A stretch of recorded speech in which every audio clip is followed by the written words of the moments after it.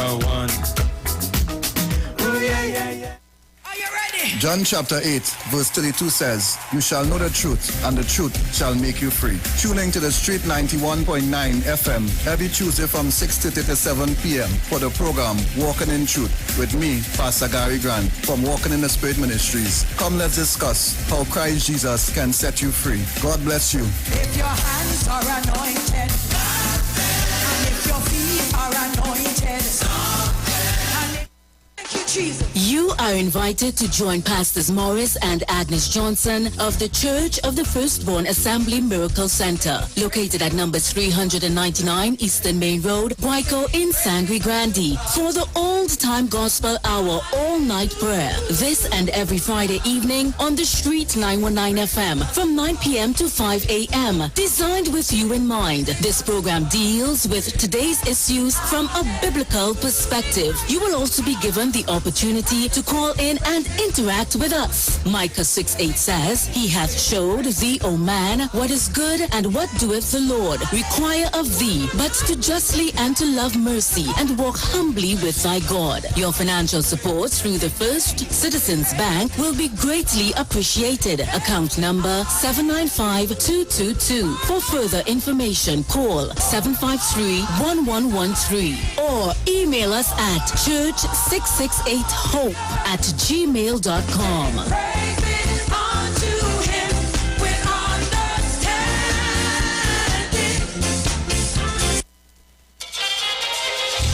Brown Eyes Promotion presents All White Affair Cooler Cruise on Sunday the 3rd of July 2022 on board the luxurious Embassy Yacht.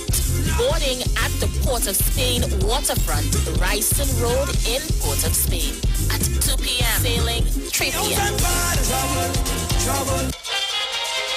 Music by Sensational Sammy, Dr. Ross, and the guest DJ Selector Mafia. Advance tickets are $200. Pay more at the door. For more information and for tickets, contact Romeo at 748-9335 or Sweet Vanilla at 793-7425. No oversized coolers or glass bottles allowed.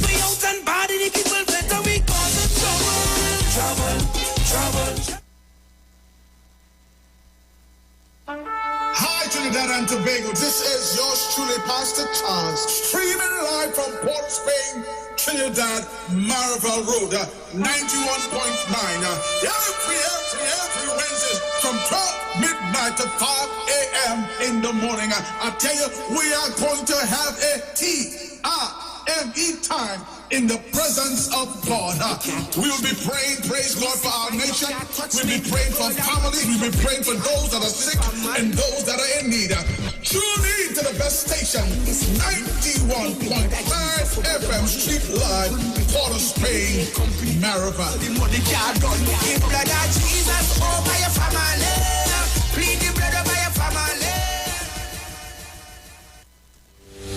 Job Optimum Health and Wellness. Are you sick and tired of being sick and tired? Get your Bioplasma Diagnostic Full Body Scan. Examines all of your organs in a single session. 95% accuracy. It's painless, non-invasive, and affordable. Call Pastor Job at 350-2628, 767-1031, or 275-6300. Sick and tired of being sick and tired? Get your Bioplasma Diagnostic Full Body Scan at Job Optimum Health and Wellness.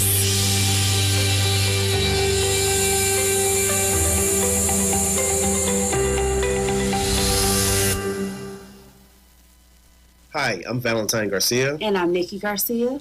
Please join us on the Final Hour broadcast every Thursday at 9 a.m. on the Street 919 FM radio. Every week we will journey into the amazing Word of God. So please join us. See you then. Good about that looking like a real bad. Are you ready for that boat experience again? The Sea Champion and the Embassy say, book with us for that unforgettable boat ride experience. Sea Champion, leaving from Kings Wharf, San Fernando. And the Embassy, leaving from Breakfast Shed, Port of Spain. Or Westside Trinidad. For more information, call 399-5959, 281-4723, or email us at coralvisiontt@gmail.com. Book now and reserve your cruise. Hey, that boat, that look like it's not wet. It's all about the fastest growing reggae show in the land without a doubt. Right here on the Street 919 FM. Each and every Sunday from 7 p.m. to 9 p.m. With yours truly, MC Duke, alongside Selector Kochi. So make it a date and don't be late. Rock and come in, the line up, link up, creep up. You don't know reggae rock each and every Sunday. Salute Gadamawe, King Selassie.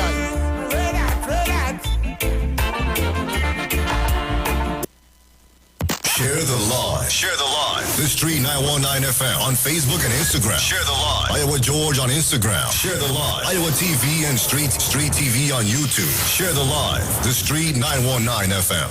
You need to watch. It is the character. Watch out for the character. I'm going to tell you, there are three basic types of people that you will interact with if you are a child of destiny.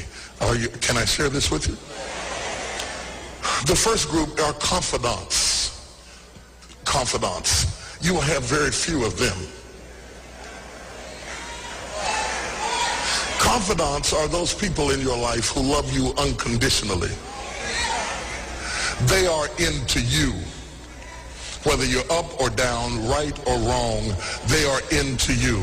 They are in for the long haul. If you get in trouble, they get in trouble with you. They'll come see you in the jailhouse.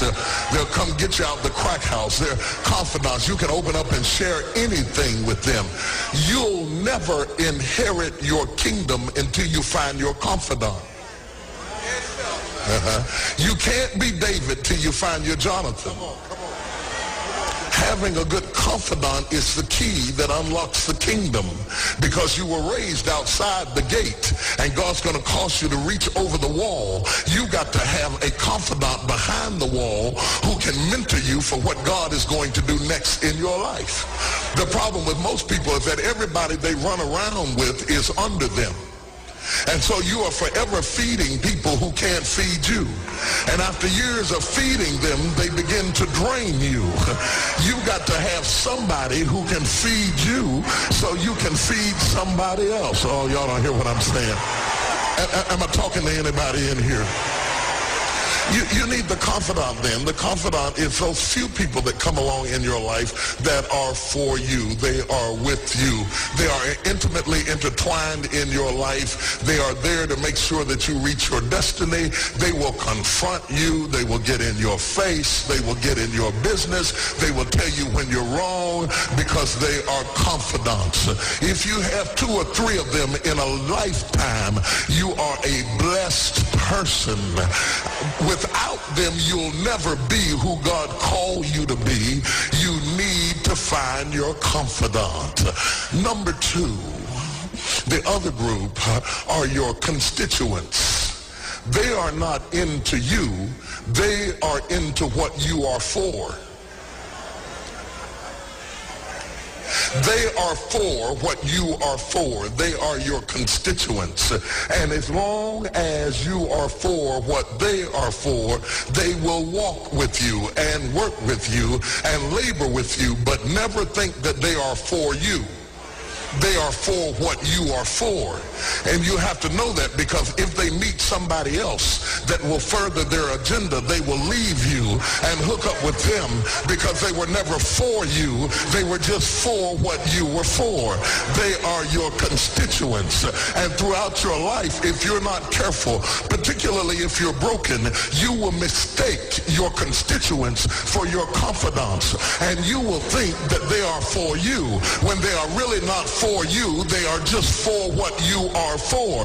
And by the time you get through falling in love with them, they will break your heart as they hook up with somebody else who is for what you are for, because it was never about you anyway. It was about the causes that you represent. They are for what you are for, but they are not for you.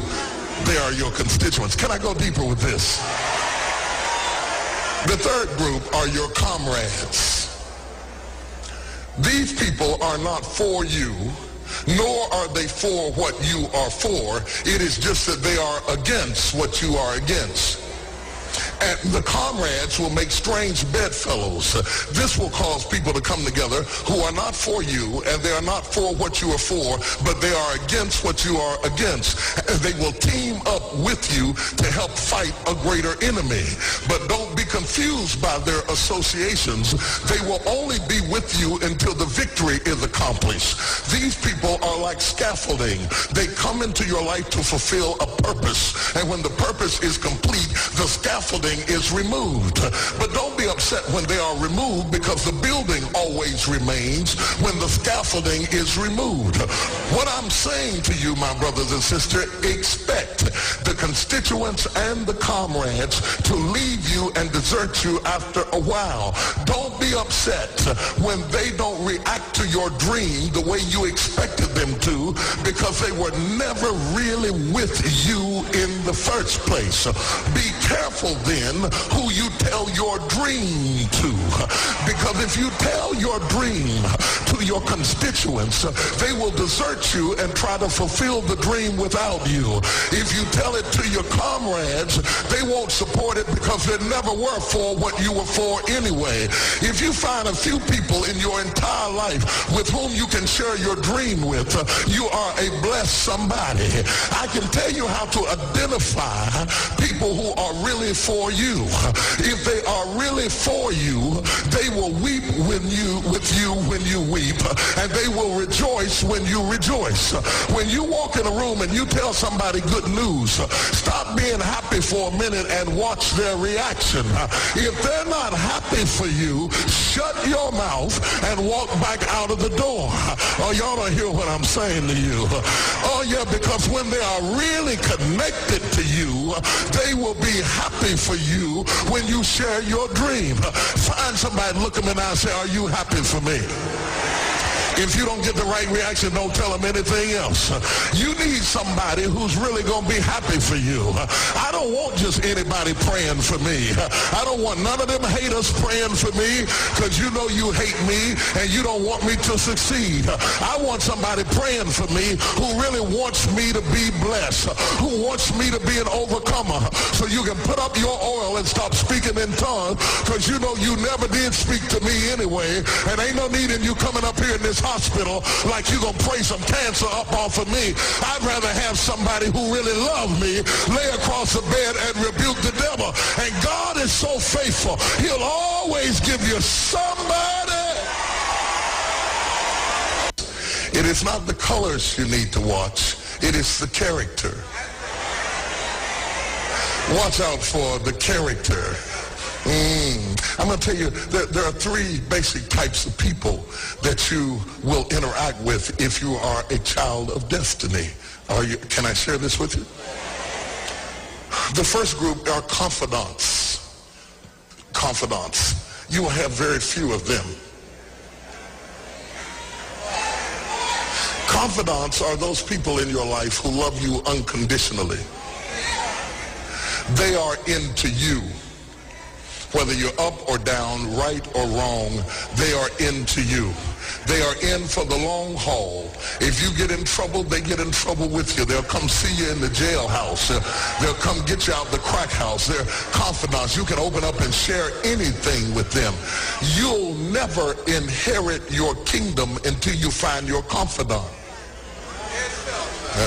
You can't be David till you find your Jonathan. Having a good confidant is the key that unlocks the kingdom, because you were raised outside the gate and God's going to cause you to reach over the wall. You got to have a confidant behind the wall who can mentor you for what God is going to do next in your life. The problem with most people is that everybody they run around with is under them. And so you are forever feeding people who can't feed you. And after years of feeding them, they begin to drain you. You got to have somebody who can feed you so you can feed somebody else. Oh, y'all don't hear what I'm saying. Am I talking to anybody in here? You need the confidant then. The confidant is those few people that come along in your life that are for you. They are with you. They are intimately intertwined in your life. They are there to make sure that you reach your destiny. They will confront you. They will get in your face. They will get in your business. They will tell you when you're wrong because they are confidants. If you have 2 or 3 of them in a lifetime, you are a blessed person. Without them, you'll never be who God called you to be. You need to find your confidant. Number 2, the other group are your constituents. They are not into you. They are into what you are for. They are for what you are for. They are your constituents. And as long as you are for what they are for, they will walk with you and work with you and labor with you, but never think that they are for you. They are for what you are for. And you have to know that, because if they meet somebody else that will further their agenda, they will leave you and hook up with them because they were never for you. They were just for what you were for. They are your constituents. And throughout your life, if you're not careful, particularly if you're broken, you will mistake your constituents for your confidants. And you will think that they are for you when they are really not for you. They are just for what you are for. And by the time you get through falling in love with them, they will break your heart as they hook up with somebody else who is for what you are for, because it was never about you anyway. It was about the causes that you represent. They are for what you are for, but they are not for you. They are your constituents. Can I go deeper with this? The third group are your comrades. These people are not for you, nor are they for what you are for. It is just that they are against what you are against. And the comrades will make strange bedfellows. This will cause people to come together who are not for you, and they are not for what you are for, but they are against what you are against. And they will team up with you to help fight a greater enemy. But don't be confused by their associations. They will only be with you until the victory is accomplished. These people are like scaffolding. They come into your life to fulfill a purpose. And when the purpose is complete, the scaffolding is removed. But don't be upset when they are removed, because the building always remains when the scaffolding is removed. What I'm saying to you, my brothers and sisters, expect the constituents and the comrades to leave you and desert you after a while. Don't be upset when they don't react to your dream the way you expected them to, because they were never really with you in the first place. Be careful then who you tell your dream to, because if you tell your dream to your constituents, they will desert you and try to fulfill the dream without you. If you tell it to your comrades, they won't support it because they never were for what you were for anyway. If you find a few people in your entire life with whom you can share your dream with, you are a blessed somebody. I can tell you how to identify people who are really for you. If they are really for you, they will weep with you when you weep, and they will rejoice when you rejoice. When you walk in a room and you tell somebody good news, stop being happy for a minute and watch their reaction. If they're not happy for you, shut your mouth and walk back out of the door. Oh, y'all don't hear what I'm saying to you. Oh, yeah, because when they are really connected to you, they will be happy for you when you share your dream. Find somebody, look them in the eye and say, are you happy for me? If you don't get the right reaction, don't tell them anything else. You need somebody who's really going to be happy for you. I don't want just anybody praying for me. I don't want none of them haters praying for me, because you know you hate me and you don't want me to succeed. I want somebody praying for me who really wants me to be blessed, who wants me to be an overcomer, so you can put up your oil and stop speaking in tongues, because you know you never did speak to me anyway, and ain't no need in you coming up here in this hospital like you're going to pray some cancer up off of me. I'd rather have somebody who really loves me lay across the bed and rebuke the devil. And God is so faithful. He'll always give you somebody.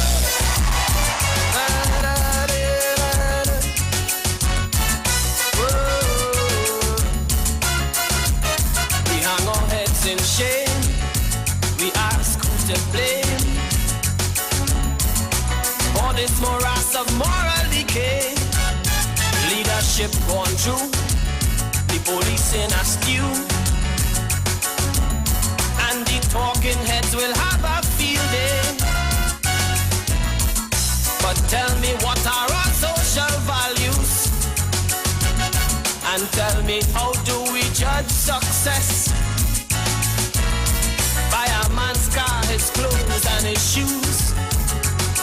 Man, that is how we measure progress. I see they building skyscraper, things of stone and steel, hoarding stacks of blue paper, things that men can steal, but no one takes the time, no time to build character. No, we're taking time, no time building character, and that is we long for. Trinidad.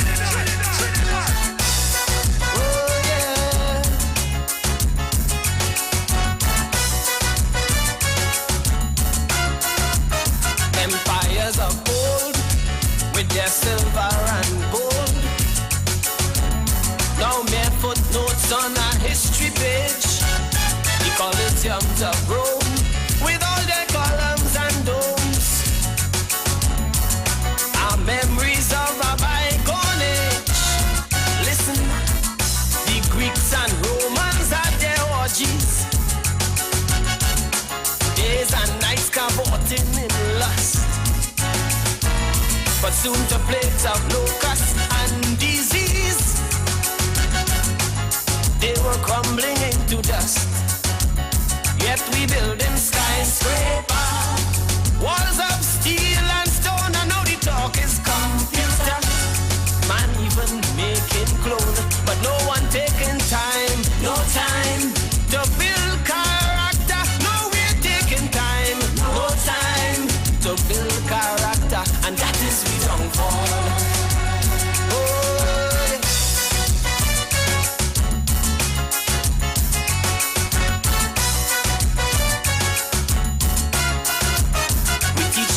From small, the winner takes all.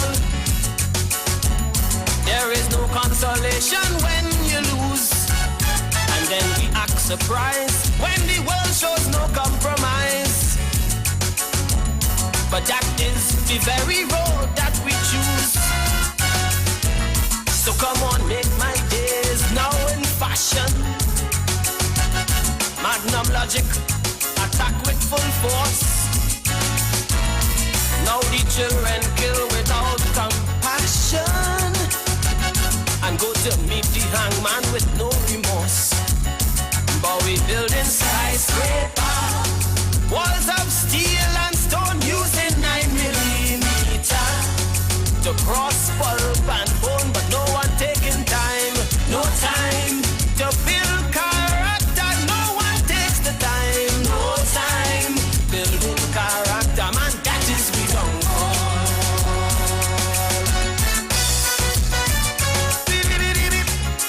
Righteousness exalts a nation, but sin is an embarrassment to any people. Man, no deal can sign until you first assign which pockets to line and go walk it back.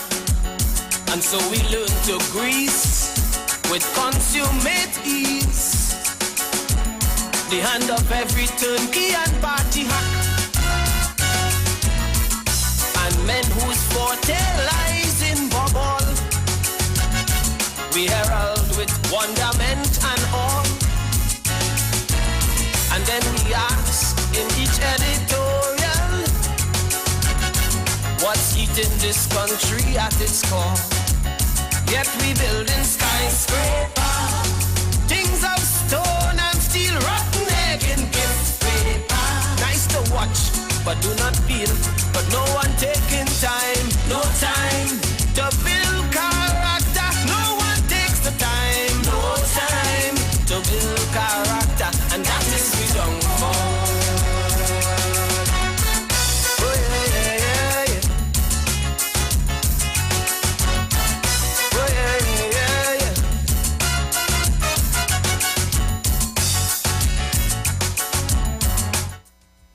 Is there any truth to what Sean Daniel is singing there? Could we as a nation sit back and say, hey, as the old people that say, Kaiso, Kaiso. When we look and see what's happening in our country today, can we really say that people taking time to build character?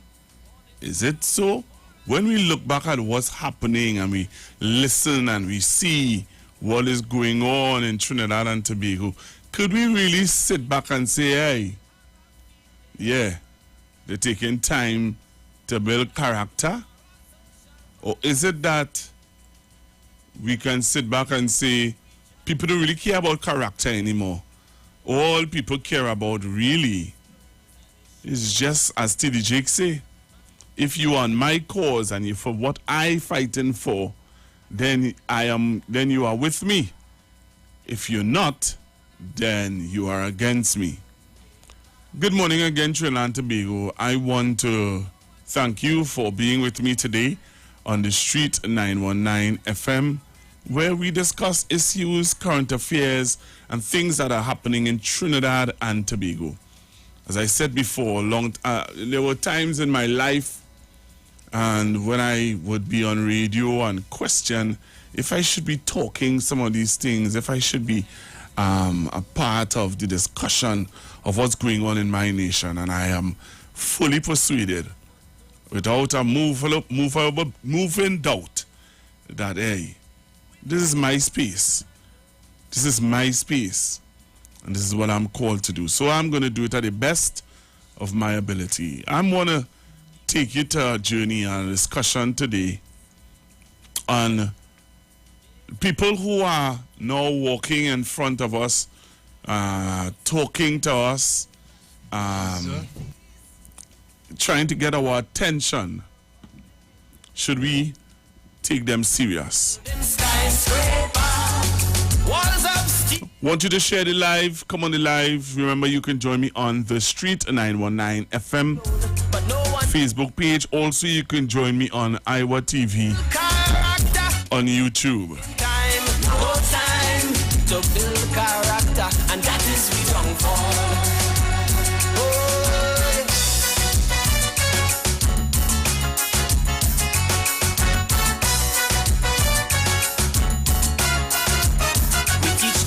From small, the winner takes all.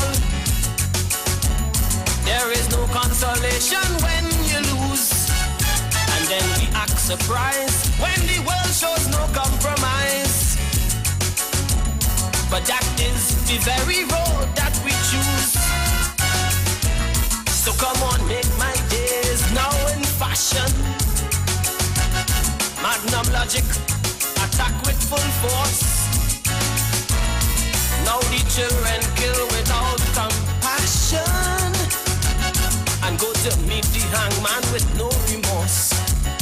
But we building skyscraper, walls of steel and stone using 9mm to cross pulp and bone, but no one taking time, no time to build character. No one takes the time, no time building character, man. That is we don't call.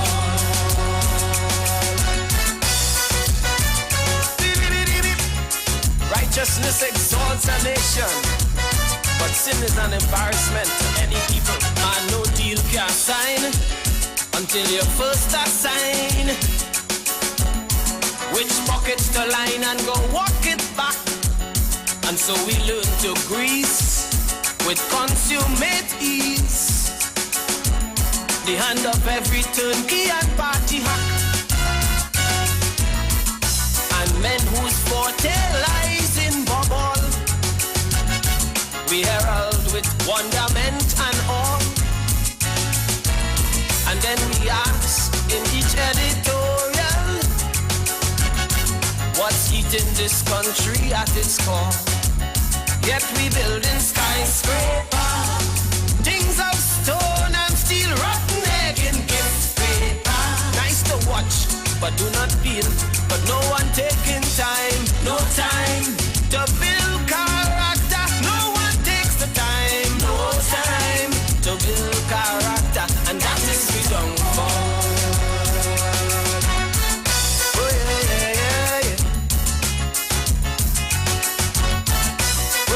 So I needed to join me on the live. Let's go through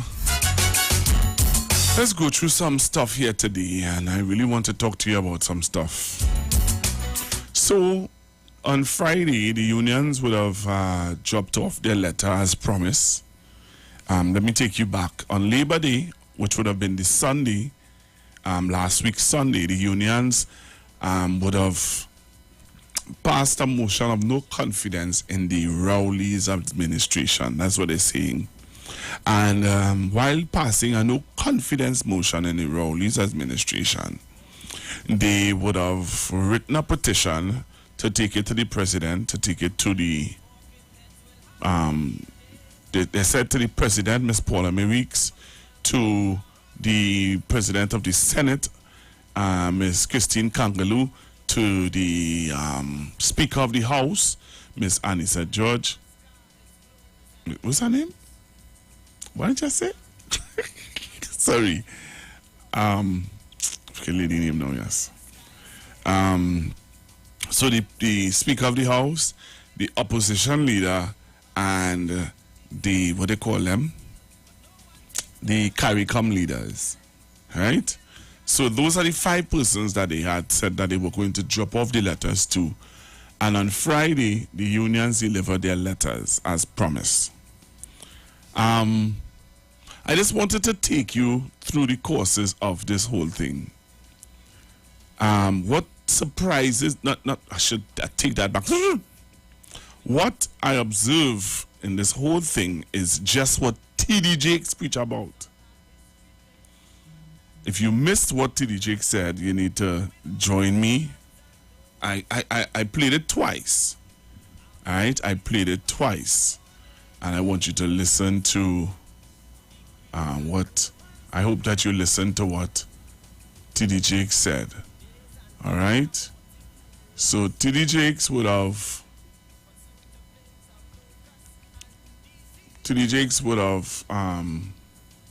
okay.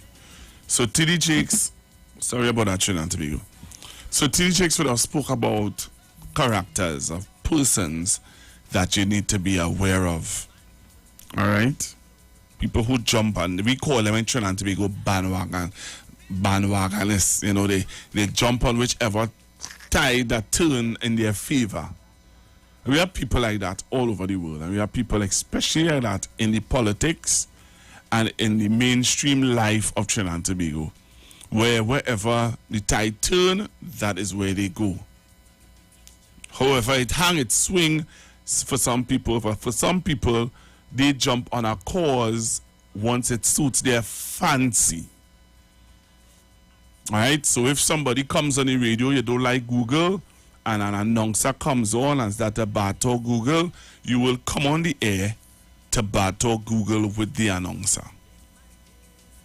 Right? But if that announcer then turns around and so let's say they battle me, they try to get rid of me off the air, you are for them with that. You're in a total agreement with them for that. Right? Because that is your cause, that is your fight. And after you're going to get Google off and the person would have now switched into a mode of what you don't like, then you turn now and you leave that person and you find somebody else who fighting a cause that you are fighting. That is what's happening. That is a characteristics of some people that you can't get away from. Right? Until you first assign which pockets to line and go walk it back. The other thing that I've observed in the unions is that Mr. Ansel Roger, I'm not going to butter it up. Mr. Ansel Roger somewhat surprised. Well, I keep saying surprised. Mr. Ansel Roger is somewhat taking a position that some people are very uncomfortable with. I don't think he is aware. If he's not aware, then I don't know. But there are some people, Mr. Roger, who are a part of your union who is totally unhappy with what you have done. Right? There are people who are unhappy with what you have done. And I'll show you why. I'll show you the context in which I'm talking in. Right now, I'm not taking any calls, so if you're calling me, I'm just letting you know. I'm not taking any calls right now because I know that people want to stop me in mid-flight so that they could put across their point. Right now, I'm not taking any calls so that you have to wait until I take in calls to try now to counteract what I'm saying. So let's go. I know that what I'm doing is so effective that it's going to affect you, but that's okay. That's not my problem. That's your problem. Right, so let me show you this. I want to show you something. Ansel Roger. Right? When Mr. Roger, they had a problem with Ms. Bissessa as Prime Minister. You all remember this? I wonder how much of you join me on the live and tell me how many of you remember this.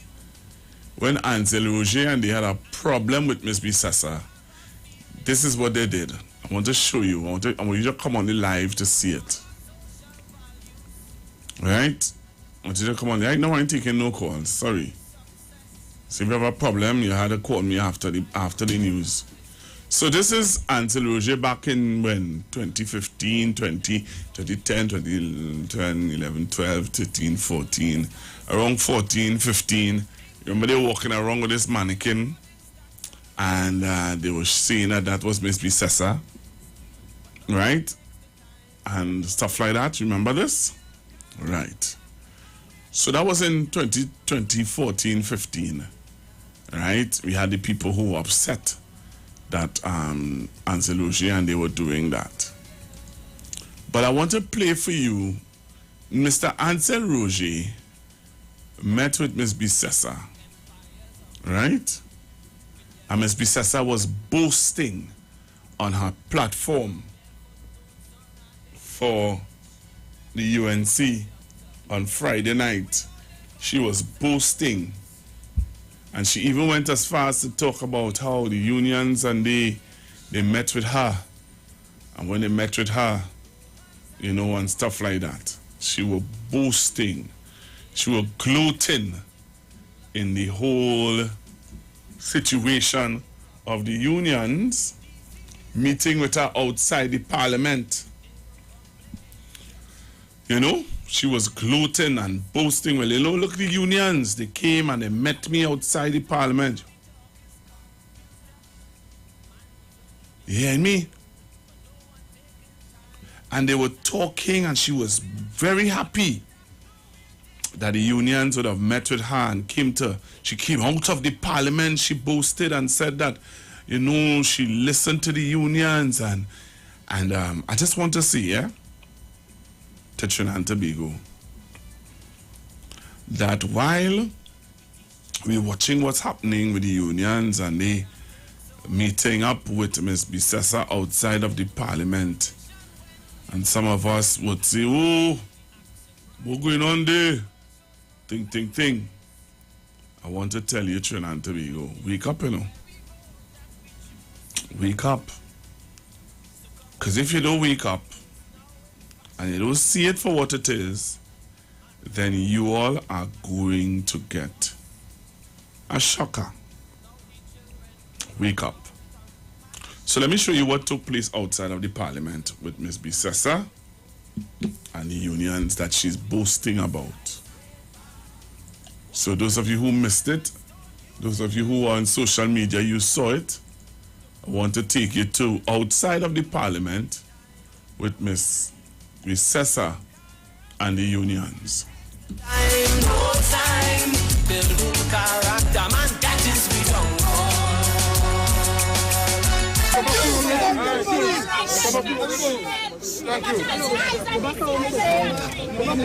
stand in solidarity with you, the workers. They can struggle 2 months, no pay. No pay. On your knees again. On your knees. On your knees. the pressure for the workers of this country. We will stand with you. Today, we are meeting here in your numbers, but there will come a day very soon when we'll all meet on the streets and we'll march for peace, bread, and justice. Yes. For your payments. Only promises. No. PNM. Promises. Never. God bless you for whatever. Back one never. You all heard that? You all saw that? You all heard that? You all saw that? You all heard that? Huh? She said we'll meet on the streets. We'll meet on the streets. We will protest. We'll get them out. We'll meet on the streets. We'll meet on the streets. I want you to come on the live, you know, because I want you to look at Mr. Ansel Roger. I am building a case today. Building a case. And I want you to look. I want you to listen and look. So you just heard Miss Bissessa talking. I want you to listen to Mr. Ansel Roger. All right? I want you to listen to Mr. Ansel Roger. The 3rd of July. Next Sunday, the 3rd of July. From San Fernando, starting at Palmist Park in San Fernando and ending here at the Queen's Park, Savannah in Port of Spain. 10 o'clock, we call on all citizens to be part of this mobilization, to support this motion and to give support to the activities that we are going to be putting on the ground to make sure that they listen, and not only listen, but that they put in place measures that will alleviate the pressure and the hardship and the pain and the suffering on ordinary poor people and workers. And of course, most importantly, that they put in place a proper and decent wage offer. Not any 4% or anything like that. A proper and decent wage offer so that people can live in dignity and so on. All right? And to stop this massive retrenchment that is taking place across our land. That's what we are about here this afternoon. And how optimistic are you that you will get the results you're looking for? Well, we are very optimistic because you know they continue their and media included and commentators continue to say we're doing the same thing, same old all the time. Well, you would recognize by our approach this year that with this motion it is certainly different. And therefore, if it's one thing that we are going to expose, it is the wickedness and vindictiveness and the lack of proper governance coming from this government headed by its incompetent Prime Minister, Christopher Rowland. Okay, what is your course of action if your calls are needed?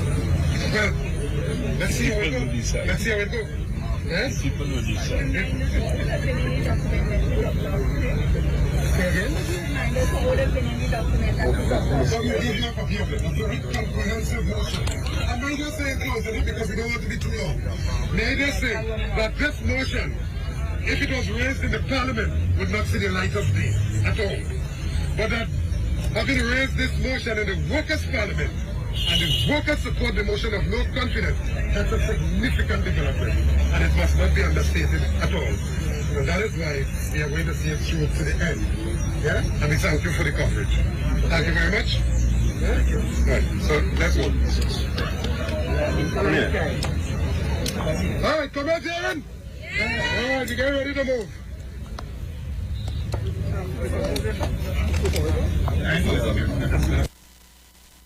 Nice cavorting in lust,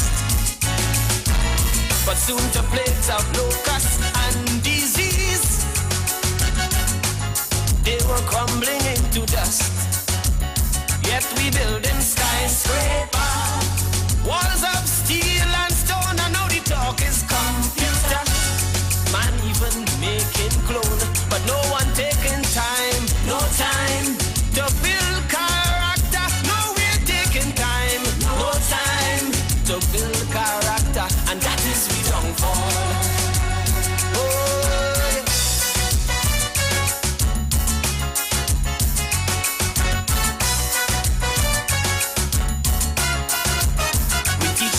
From small, the winner takes all.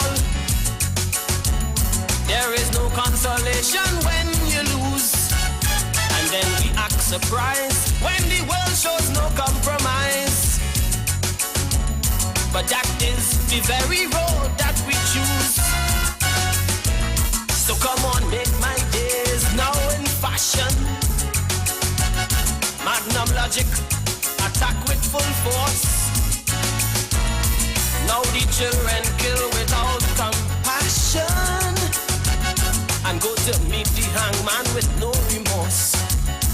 But we building skyscraper, walls of steel and stone using 9mm to cross pulp and bone, but no one taking time, no time to build character. No one takes the time, no time building character, man. That is we don't call.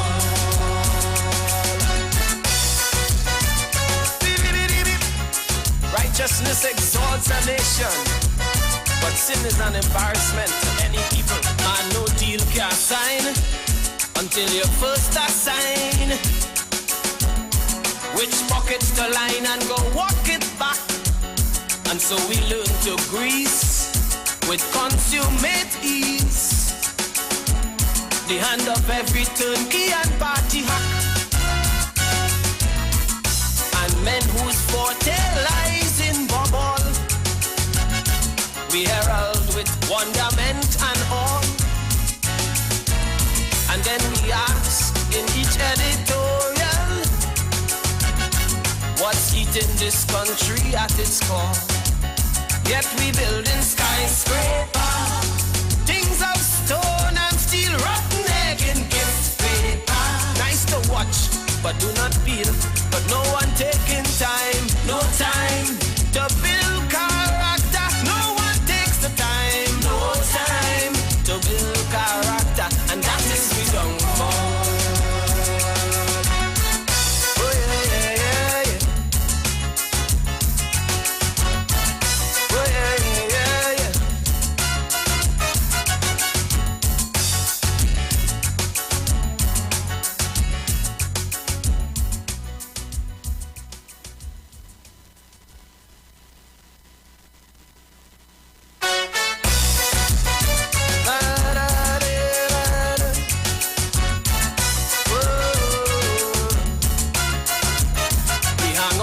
In shame, we ask who to blame for this morass of moral decay. Leadership gone through, the police in a stew,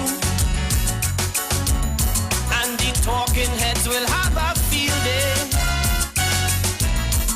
But tell me, what are our social values? And tell me, how do we judge success? By a man's car, his clothes and his shoes. Man, that is how we measure progress.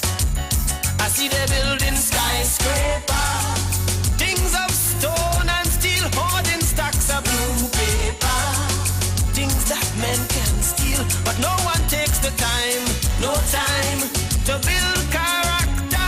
No, we're taking time, no time build. Alright, Trinidad and Tobago, so we're going for the news. Alright, I think the mic off. Alright, just one. Alright, so we're going for the news. When you come back from the news, I'm going to take your calls, but I have 2 more videos to show you. You know, okay? Okay.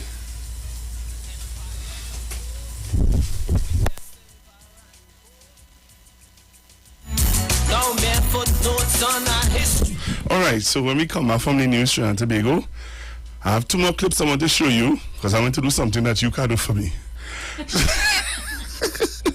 So I have 2 more clips to show, and then I'm going to come back. I'm going to take your calls. Hey, Vanessa, I'm breathing heavy. I will love these things. Well, you ready? I will tell you. I'll tell you off air. All right, so coming up next is the news with Miss Vanessa Thomas, and then I will take your. I'll have 2 more videos to show you, and then I'll take your calls. We need to build character in this country. Character, hello. Well, my shift ain't start yet. Even making clothes, but no one taking time, no time to build character. No, we're taking time, no time to build character. And that the music expressed are not necessarily the views of the management of the Street 919 FM. Councillor for Monrepo Navet, Nigel Cotier presents Splash, Bubbles and Foam. Saturday, 9th July at Monrepo's grounds from 10 a.m. Splash, Bubbles and Foam. Lots of prizes to be won. Look out for the Councillor's Cup Small Goal. Register now by calling the Councillor's office at 610-2861. All teams must be registered. There is no registration fee. Splash, Bubbles and Foam. Saturday, 9th July, Monrepo grounds from 10 a.m. The football starts at 10 a.m. and the fun events will start at 3 p.m. Join Pastor Kelvin Heinerine and friends for The Way, The Truth, The Life Radio Ministry, a Church of God ministry, live on the Street 919 FM from 6 p.m. to 7 p.m. This and every Sunday on the Street 919 FM. Jesus said, I am the way, the truth, and the life. No man cometh to the Father except through me. John chapter 14, verse 6. For further information, contact 686-3845, 349-5178, or 342-7303. Trinidad, get ready for the Grown Folks Affair, Sexy in White. Saturday, 2nd July. At Rockback, the Anchorage Shagaramas from 10 p.m. till 4 a.m. DJs Clyde the Outlaw, Foreign Bass, and Ishmael the Demolition Man. Special guest artist Colonel Roberts. Yeah, it's your boy Colonel Kitch Roberts here, and it's all about Sexy in White, July the 2nd at the Anchorage. I will be there with all my songs, and I even touching some of my father classics as well. Only medium coolers allowed. Get your tickets now at Crosby St. James, Sion's Beer Garden, San Fernando. For tickets and more info, call 375-2257 or log on to www.freeupal.com. Sexy in White, Saturday, 2nd July at Rockback, the Anchorage Shagaramas.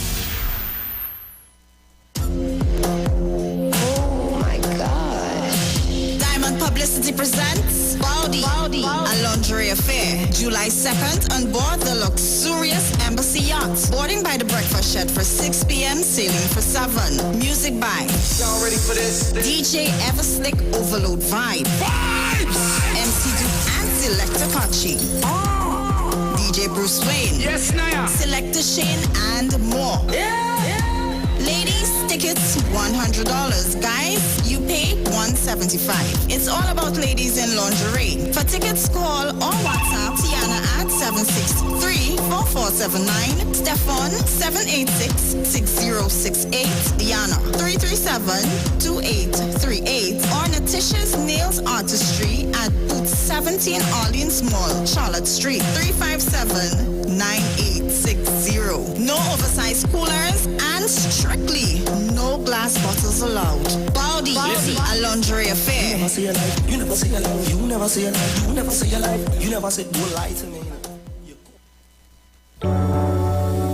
Blessings in the wonderful name of Jesus. My name is Nikki Garcia, and you are invited to listen to the Final Hour broadcast every Monday from 12 midnight to 5 in the morning on the Street 919 FM radio. Here, Pastor Helen Garcia and my husband, Pastor Valentine Garcia Jr., preach the Word of God. We can be contacted at 629-0113 or 623-8444. Tune in and prepare to be blessed. As my life I lay it on the altar, as my life. Hi, what's up, TNT? This is Wayne Johnson out of Brooklyn, New York. I always wanted to do something back home, and we're going to be doing our gospel segment on Mondays from 10 p.m. to 12 midnight. That's 10 p.m. to 12 midnight on 91.9 FM. Listen what I want you to do. Spread the word. Spread the word, TNT. Salvation, full and free. Salvation is for everybody. Mondays from 10 p.m. to 12 midnight. That's 10 p.m. to 12 midnight on 91.9 FM. Tune in to the Street 919 FM every Friday from 9:15 a.m. to 9:30 a.m. with Kingdom Health Services, situated at number 125 Eastern Main Road in Tunapuna. For the program, Health and Healing, merging the old with the new with Mr. Brent Diet. For more information, call 318-7471 or 484-0141 or 360-4100. It's all about Kingdom Health Services on the Street 919 FM.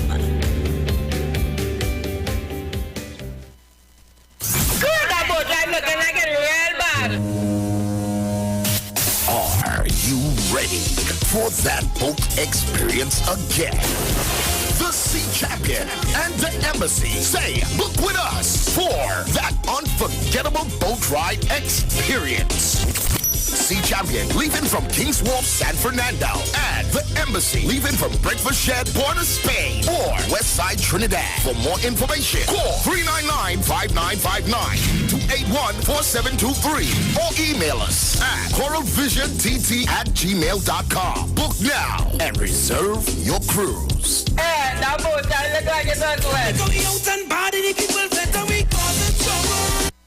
Trinidad and Tobago has given so much to the world. The steel pan, carnival, goat racing, and best of all, the world-famous Zinger was invented right here in 1984, setting the standard of delicious fried chicken sandwiches forever. Get the double-breaded, extra juicy 100% Trini Zinger only at KFC. The KFC Zinger, proud to be a Trini. You're welcome, world.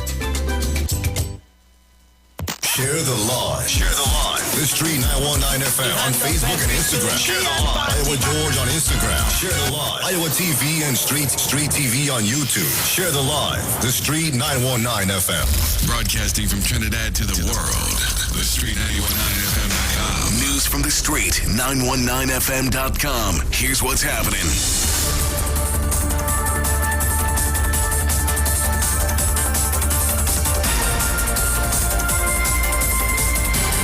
Good afternoon. I am Vanessa Thomas with the 12 o'clock news on the Street 919 FM and online, Facebook and YouTube. In the headlines, disaster management agencies kick into high alert as citizens are told to brace for stormy weather ahead. A Diego Martin woman is shot and killed by a stray bullet while standing outside a food outlet buying food. And internationally, UK households could get discounts on their energy bill if they avoid peak time use. And now the news in detail. Citizens are being urged to prepare for the worst as a potential tropical cyclone churns its way through the mid-Atlantic with Trinidad and Tobago in its sights. As of 2 p.m. yesterday, the Trinidad and Tobago Met Office warned that the system is likely to turn into a tropical depression, with effects being felt as early as today.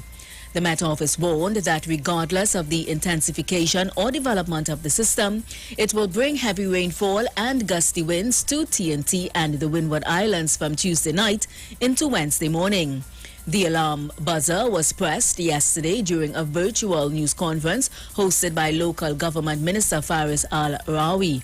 The minister said that as one of the first responders to any disaster, regional corporations were all on high alert.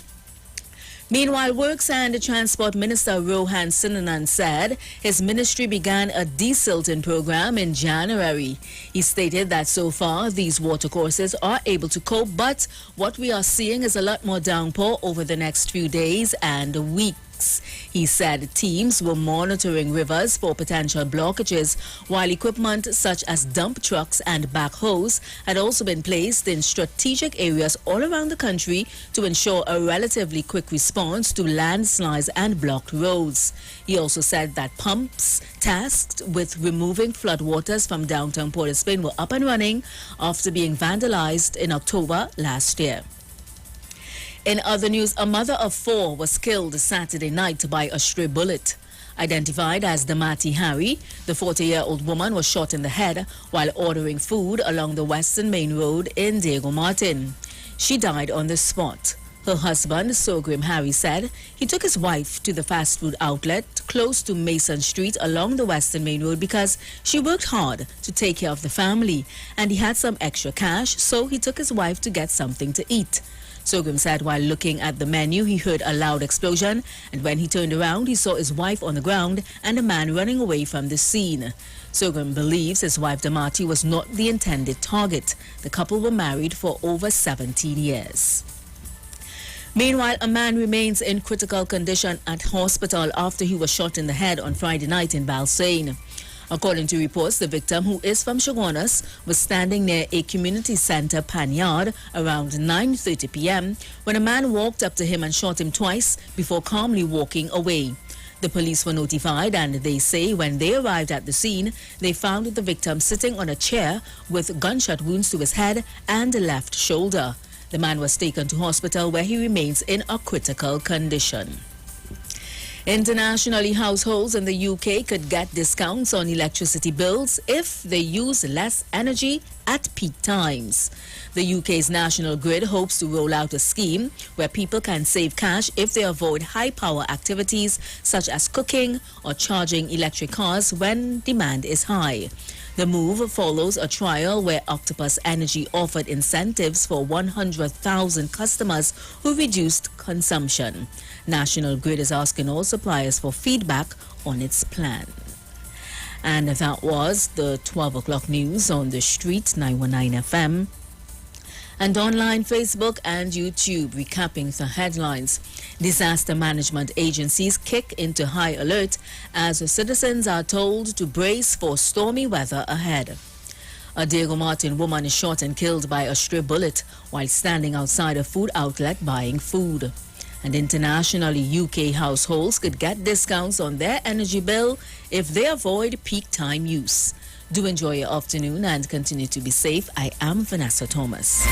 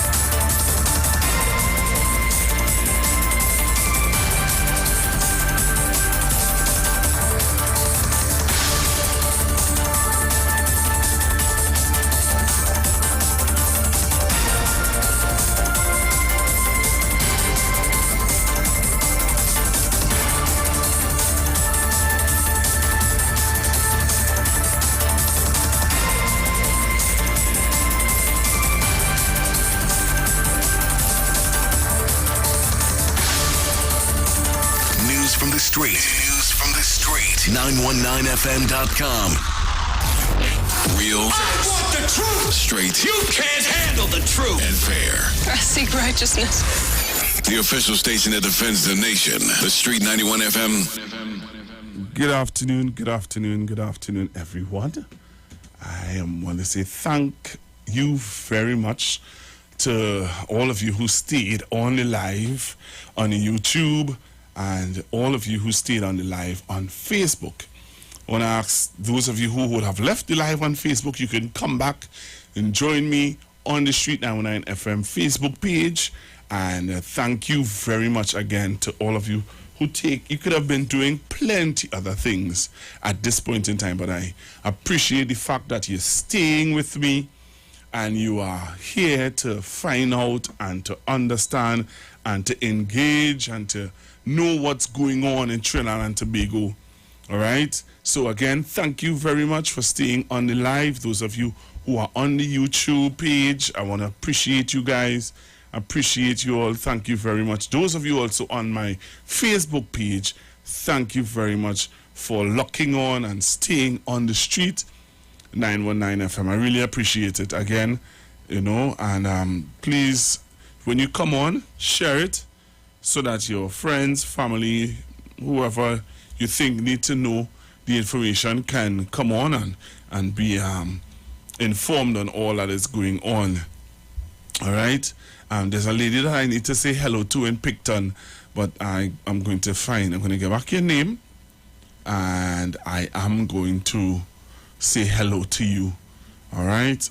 A young man told me to say hello to you, so I am going to get that and share it say hello to you in a short bit. And there's also a friend of mine who is celebrating his wedding anniversary. Yeah, he's celebrating his wedding anniversary, and he wanted me to play a song for him. And that song was a song that I believe was used in their wedding.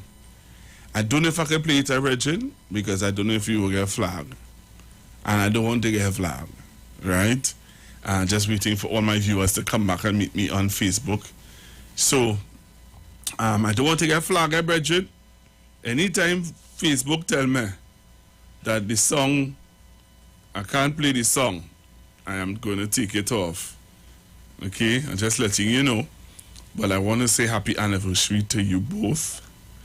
I know that you are ardent listeners also to the Street 919 FM. All right, so let me say happy wedding anniversary to you both. Is that rain outside? Is that wind outside I'm hearing? I don't know. I'm hearing like we having some bad weather out there. Is it so? Anybody want to call in and tell me that? Yes. Breeze blowing very heavy outside. You know, this morning was very beautiful. You know, they say there is the calm before the storm. All right. So yes, I want to again say thank you very much to all of you again. Again, I really appreciate the fact that you all come on every day, show me the love. There are those of you who are very unhappy with the things that I am showing and playing, but what can I say? It's just how life goes. Sometimes you will always hit the right mark. I don't know, I'm just hearing a heavy breeze outside. I wonder. Yes, so those of you joining me back on the live, thank you very much. So let me show you the video. I'm trying to find the song that my friend wanted me to play for his wife. Once I find it, sir, I will try my endeavor best to play it for you. So in Port of Spain, I have to tell you that in Port of Spain right now, the weather has changed. It is terrible. Outside looks very dark.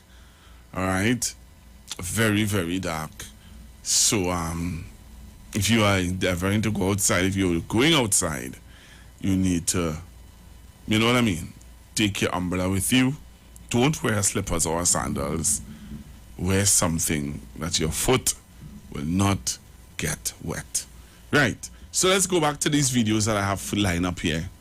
So before we went for the news, I showed you a video where Mr. Ansel Roger is threatening to Roger is threatening to march from San Fernando to Port of Spain. The march from San Fernando to Port of Spain, I believe, is on this Sunday. They are threatening to march from San Fernando to Port of Spain this Sunday. All right. So I am just, letting you all know that just be aware also that they are threatening to march this Sunday, I believe it is. So it's something I want to bring to your awareness. All right. So as I said just now, I have some videos that I want to show you. Get these videos up and running for you so that you can tell me what are your thoughts. Right? Tell me what are your thoughts. So this is another video that I want to show you. All right? Another video I wanted to show you today. So look at the videos and tell me what are your thoughts. Right? Look at this video. So I'm bringing you up to date on what happened from Friday. Okay? So from Friday, I wanted to show you what took place in Trinidad and Tobago. So Mr. Ansel Roger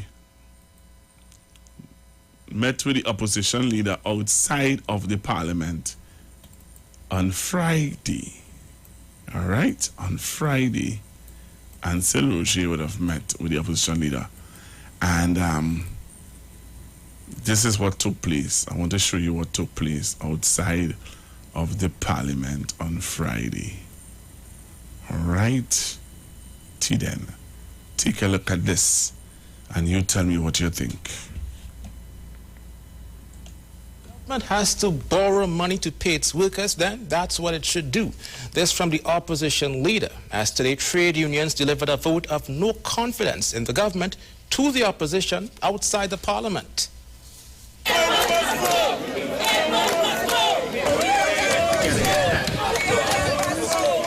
The scene outside the parliament on Friday. Officer, could the representatives go in or no, sir. You know, it's at disposition. And there was a significant police presence as trade union members came out to send a strong message to the government. On behalf of the many thousands of workers who voted in support of this motion of no confidence, it was decided that we are going to deliver a copy of this motion to your good self, leader of the opposition. A motion of no confidence in the government led by Prime Minister Rowley. We just delivered a copy of this to Her Excellency, the President of the Republic. We are also going to deliver a copy of that motion to the Chief Secretary of the Tobago House of Assembly, one to the Speaker, despite we know where she stands, and also the President of the Senate. That vote of no confidence happened last Sunday, Labor Day, as government workers still aren't happy with the initial offers by the Chief Personnel Officer in wage negotiations with unions. You're borrowing for everything else. And I say today, if you have to borrow the money to pay the workers, borrow the money and pay the workers. Pay the workers. Opposition leader Kamla Prasad Bisasa making a plea on behalf of workers. The Prime Minister's poor excuse of why he cannot pay is because he has to borrow. Now, if you had paid the people their money in time, you would have had no back pay to pay now. But you waited for 7 years and now crying like a baby.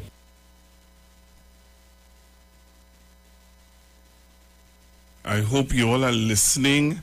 I hope you all are watching. And I hope that you all are taking note. So, Mr. Ansel Roger is saying to us that he's now friends again with Ms. Bisesa. All right?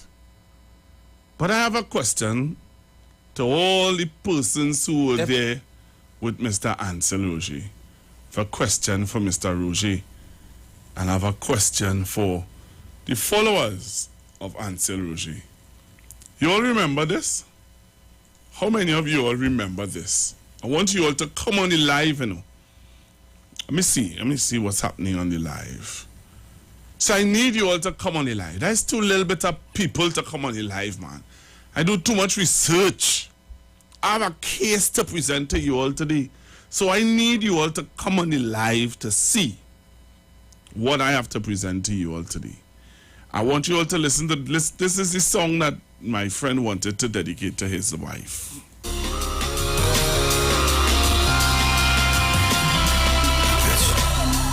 If there's a question of my heart, you got it. It don't belong to anyone but you.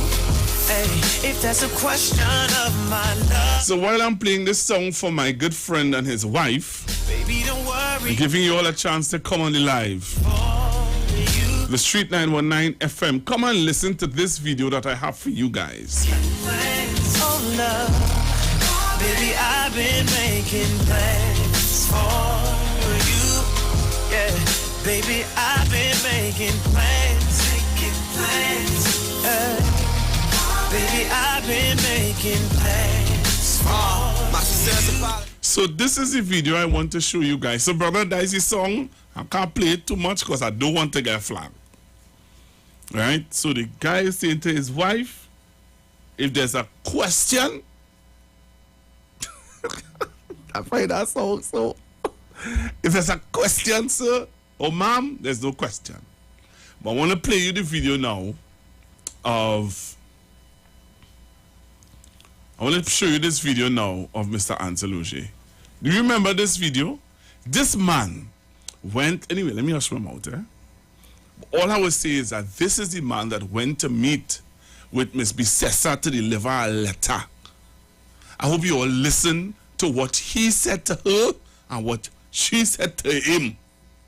Listen to this. Something wrong with us, you know. Listen to this, Trinidad and Tobago.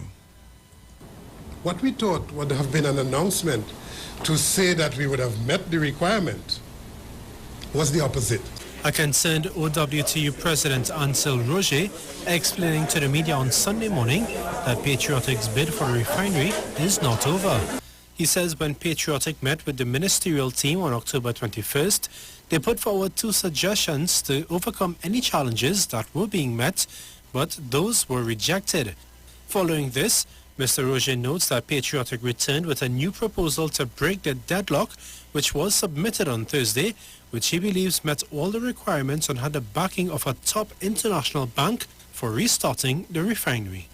It was a very complex document that we would have submitted to them, and we verily believe that they would not have gone through that properly. This is why we are saying that give us an opportunity. This is why in the submission of that, we would have requested to meet with them to go through it. We did not get that opportunity. Mr. Roger now wants an independent cabinet committee to properly examine whether Patriotic would have met the requirements. Our latest proposal to go before this independent cabinet-appointed committee so that they can scrutinize thoroughly all of the areas and determine if we had come up short or if indeed we had meet all of the requirements. And even though the deadline of October 31st has passed, Mr. Roger says Thursday's proposal was not Patriotic's final one and is concerned that government is now looking at other bidders. We are concerned, but at the same time, our request this morning is for the government, in the interest of the country, Trinidad and Tobago, to stay their hands, but at the same time, give an opportunity for this proposal, this latest proposal. The OWTU president believes this country would benefit if the refinery is kept in local hands and wants the government to meet with Patriotic to discuss the latest proposal in detail. Sonolala, TTT News.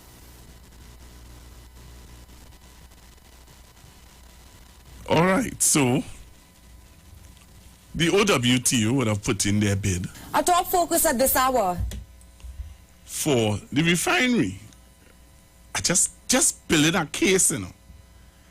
The OWTU would have put in a bid for the refinery. You all remember what happened after that? Huh? The UNC, I'm just saying, because I'm going to play you it. The UNC, Miss Kamala Prasad Bisessa, would have what?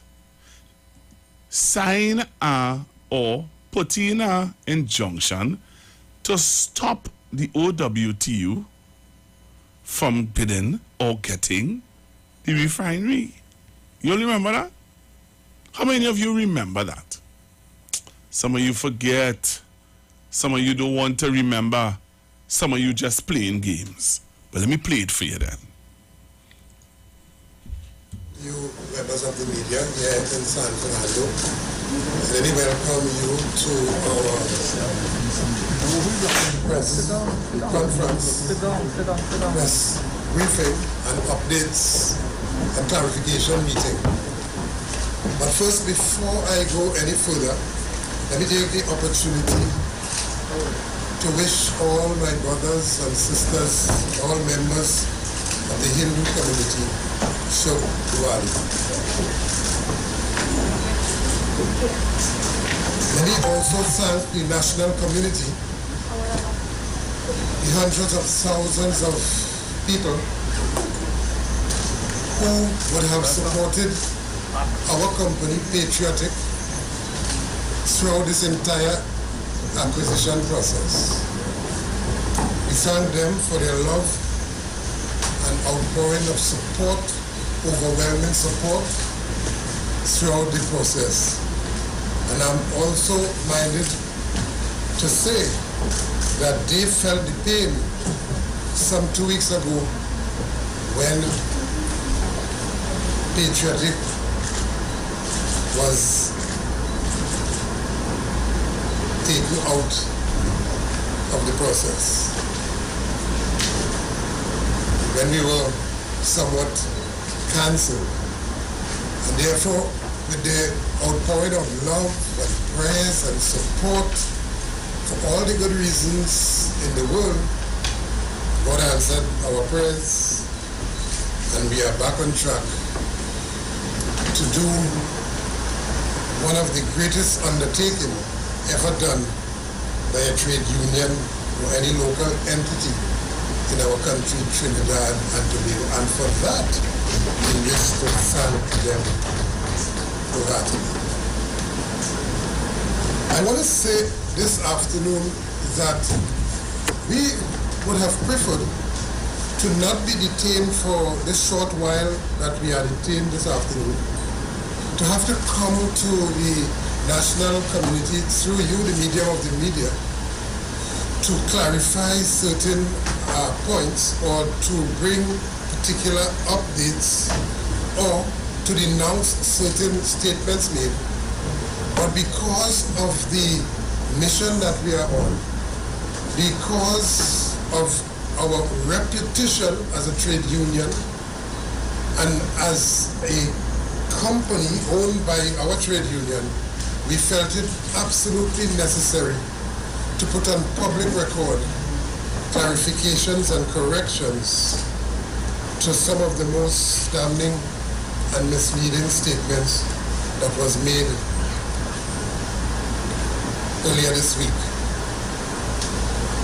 And therefore, it begs the question for yet another occasion to us, that is, why are we in this process? Why is OWTU expending tens of millions of hard-earned dollars to acquire an asset? Why in spite of all of the challenges and stumbling blocks, big, small, and medium size, why does we continue to persevere to bring conclusion to this long and complex process in spite of all of the challenges? Why? I'll tell you why this afternoon. Let me crave your indulgence for just a bit so that we can understand the OWTU's perspective around this issue. It is not just to put workers back to work. That will be as a consequence of what we want to do. Workers will be actively employed. Some 4,500 workers from inception in the construction and in the refurbishment stage. So that's immediately on the close of this process. It is not just permanent jobs, sustained jobs that would continue after the refinery and the port is up and functioning.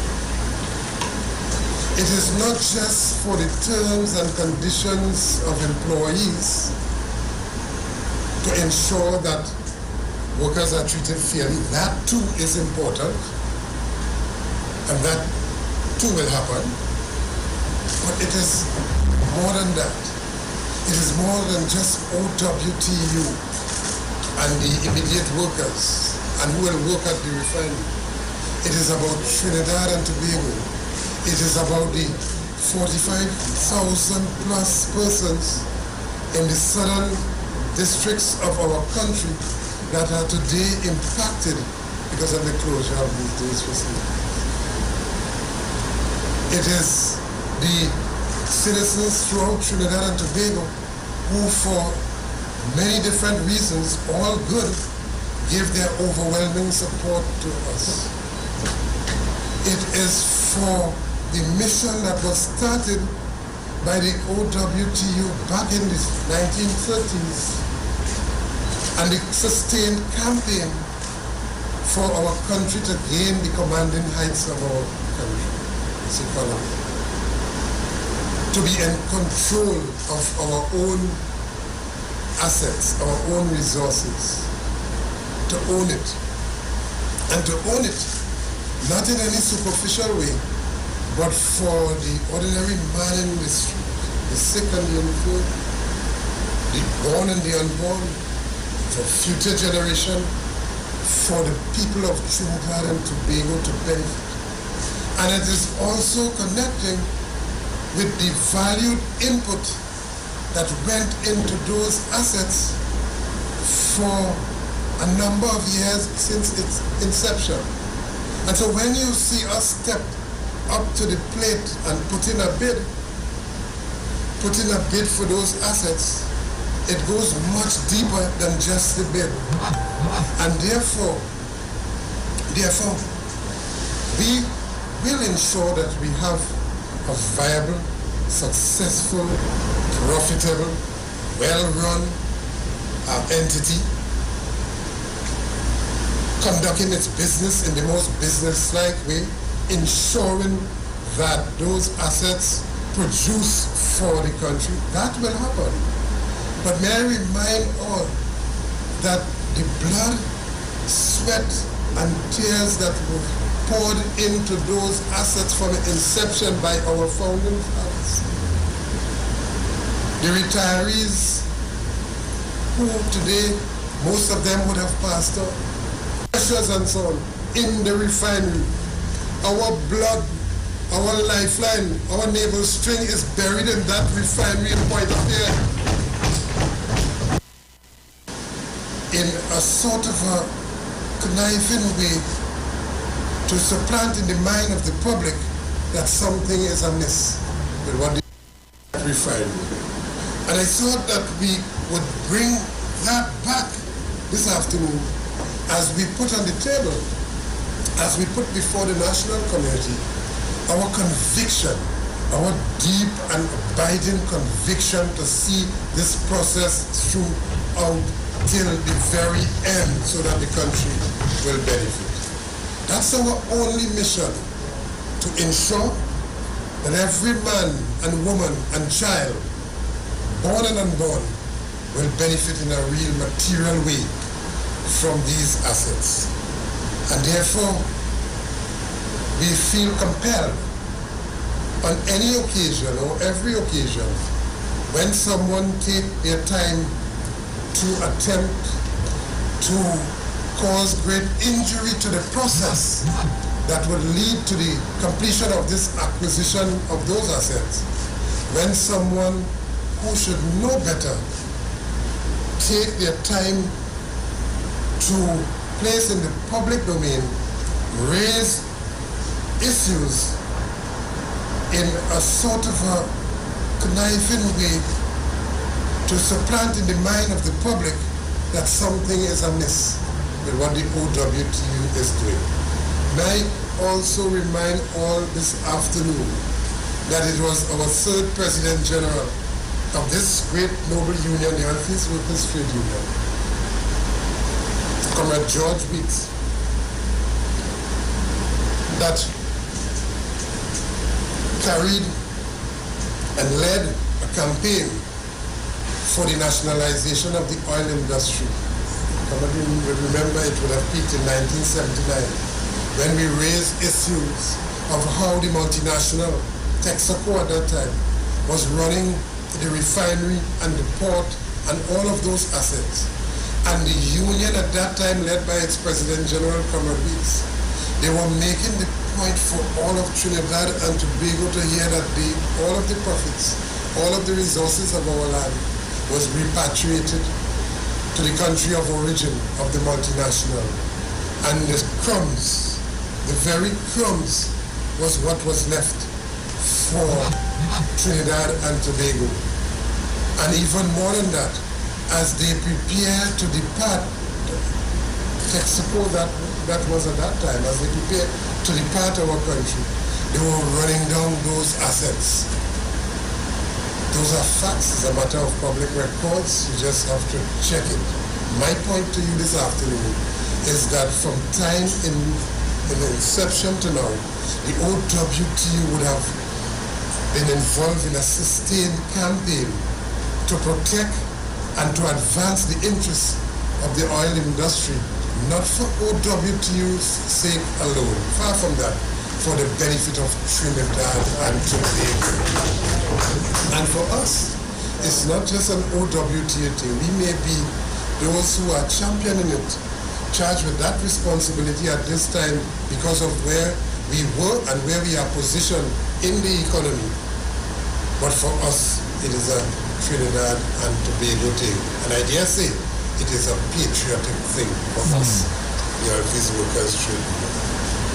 And so when we heard and we were made aware of those utterances, we were taken aback. Let me say again from the onset that I have no problem, absolutely no problem or difficulty with anybody requesting information because they are entitled to that. More than that, I have absolutely no problem with the leader of the opposition requesting on behalf of the people of Trinidad and Tobago, indeed on behalf of our party, in her role as honorable leader of opposition. I have absolutely no problem with her requesting information or even dispensing information.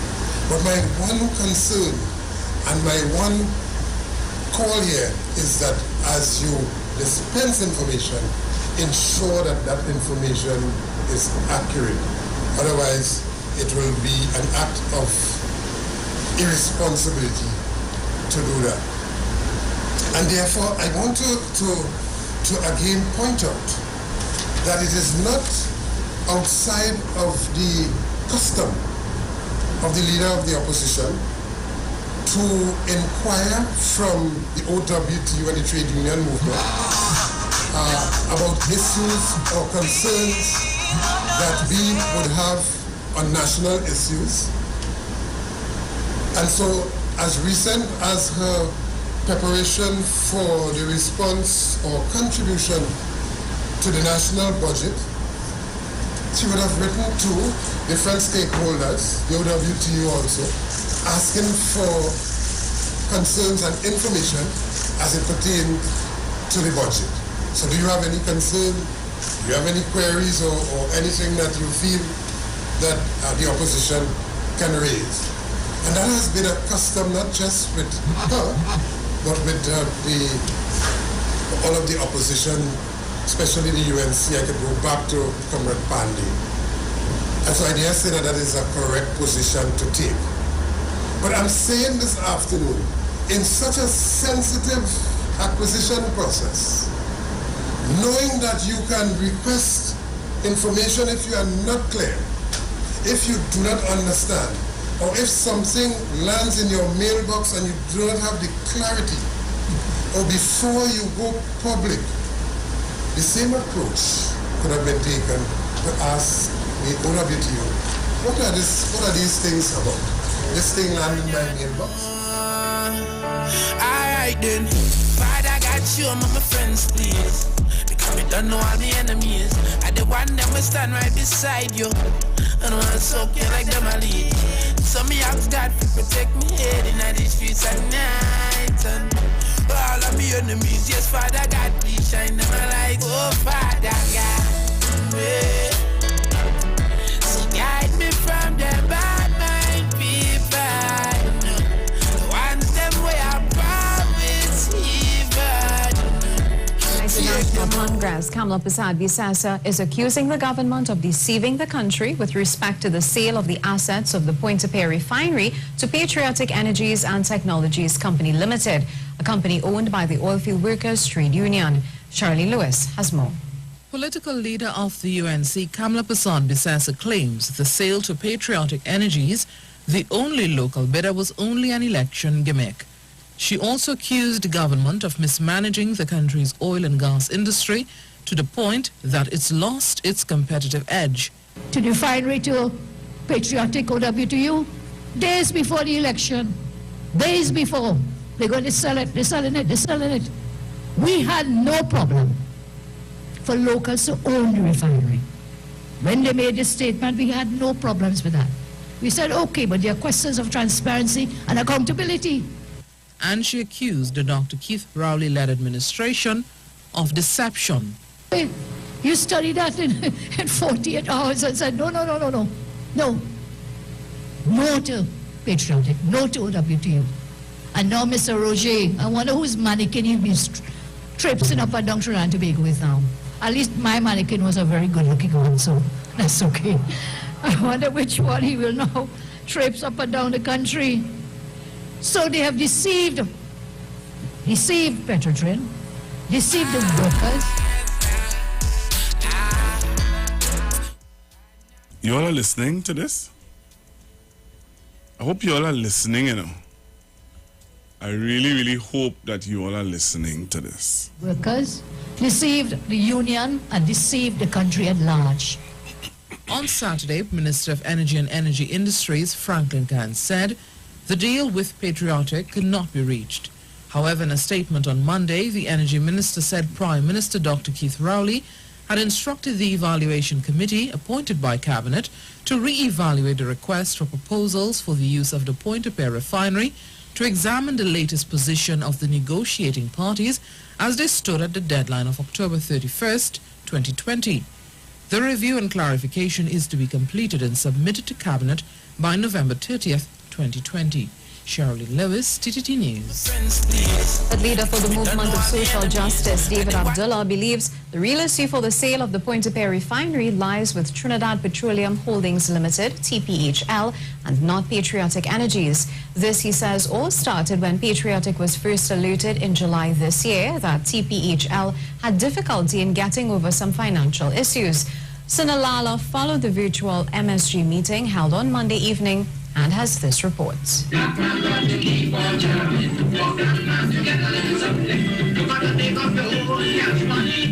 A short clip from an old Black Stallion song that Movement for Social Justice leader David Abdullah said depicts the entire saga and battle for saving the Pointe-a-Pierre refinery. He recalled a statement by Oilfields Workers Trade Union President Ansel Rocher on Sunday, where he said Trinidad Petroleum Holdings Limited, TPHL, confirmed in August that it had major challenges with their internal financing. This, Mr. Abdullah said, shifted the goalpost completely for Patriotic, since even in the lead-up to the August 10th general election, the Prime Minister stated his intention to sign off on the refinery deal. However, Mr. Abdullah noted a new issue arose, which he said is why the purchase price and restart financing became an issue with Patriotic, despite settling the issue a year earlier. The people who were lending money to Trinidad Petroleum Holdings were aware that the government was engaged in a sale or lease arrangement.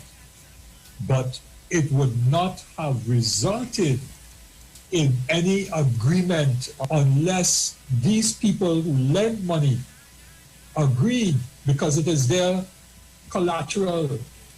Mr. Abdullah said if this collateral was not secure, then repayment needed to be paid upfront, similar to selling one's vehicle before repaying all debts. And if they had no collateral because the thing was going to be sold, they want to get back the money. If they don't get back the money and the thing is sold, then how are they going to recover the money? There's no guarantor. And that is what I believe was the fly in the ointment. Due to this, the MSJ leader said government's promise to Patriotic of a 3-year moratorium on the US $700 million purchase price and interest and a further 10 years to pay could no longer happen. Sonolala, TTT News. The Energy Chamber of Trinidad and Your belly? I don't understand why you can't keep it real with the black man. Keep it real.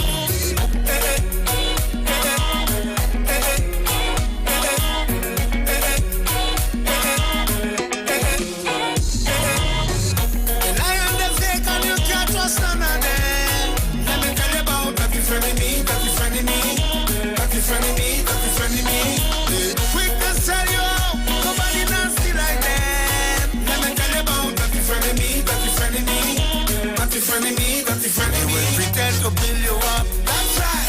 Just to pull you down, they will set you up, that's right. For you to lose your ground. If you fool me once, then shame on you, shame on you. And if you fool me again, then shame on me. And anyway, we don't rock with them. Go away. In hand is the first of 4 letters delivered by the trade unions on Friday. This one went to President Paul Week's office. The letter expresses the joint trade union's lack of confidence in Prime Minister Dr. Keith Rowley and his administration. If there's one thing that we are going to expose, it is the wickedness and vindictiveness and the lack of proper governance coming from this government headed by its incompetent Prime Minister Keith Christopher Rowley. It's the union making good on its promise from Labor Day. 3 other letters were delivered at the Red House. One addressed to the Speaker of the House and one to the President of the Senate. The last letter was given to the opposition leader, who left a sitting of Parliament to receive it personally.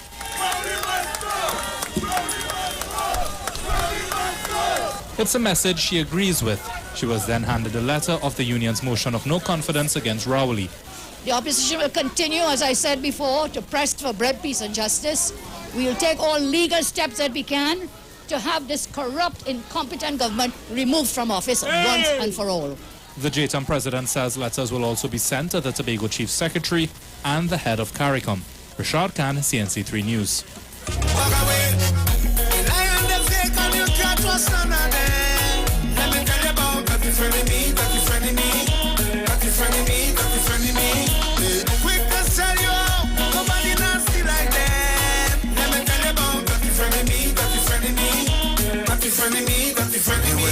To build you up, that's right. Just to pull you down, they will set you up, that's right. For you to lose your ground. If you fool me once, then shame on you, shame on you. And if you fool me again, then shame on me. And anyway, we don't rock with them. Go away, rock so, rock away. And I rock so, rock so, rock so. Go away, rock so, rock away, rock away. Rock so, rock away, make I rock so, rock so, rock so, go away, rock so, rock away. Bang your belly. I don't understand why you can't keep it real with the black man. Keep it real. So I'm back with you, Trinidad and Tobago. So the opposition leader wanted to file an injunction. The same opposition leader who says she's fighting for the labor and for union and for all of what the above would have fought for the file an injunction against Antilogia and they getting the refinery. She wanted to know how they could get the refinery. But this same Antilogia would have met with Miss Bisessa outside the Parliament building on Friday. I don't know, Something definitely is wrong that I don't know if anybody could tell me what is going on or what they understand to be happening in Trinidad and Tobago, then clearly I'm willing to listen. So tell me, what are your thoughts? What are your thoughts? I'm just going to show you what's happening outside. I went up on the roof a while ago to see what is going on outside. I heard heavy winds and this is what I came back with.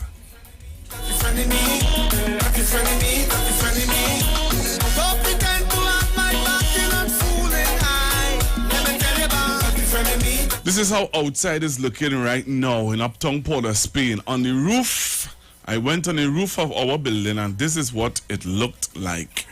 So if you are on the live, you would see, you know, I tried to do a live recording for you to see what is happening outside of Trinidad, outside on the roof on Maraval Road. So this is what the weather is looking like in Uptown Port of Spain on the roof on 919 FM. This is what it looks like. All right, so I went up on the roof in all the rain to take a video to show you what is how you know Maraval Road is looking. All right, so that is what's happening right now on Maraval Road. All right, that's how it's looking. I hope that you would take the time to, you know, walk with your umbrella and please drive safe. So we go to the phone lines. Hello, good afternoon. Hi, good afternoon, Pastor Google. Hi, good afternoon. Good afternoon, the callers and listeners on 91.9 and Constructive Talk. Sparrow, Calypso, Jean and Dinah, the characters in that, I think they don't want nothing with them fellas and them who are standing outside with the opposition leader. They could get them for less than nothing. It's not the first time that Mr. Roger has been embarrassed and humiliated by Mrs. Kamla Prasad, the Cessa, and he has gone back.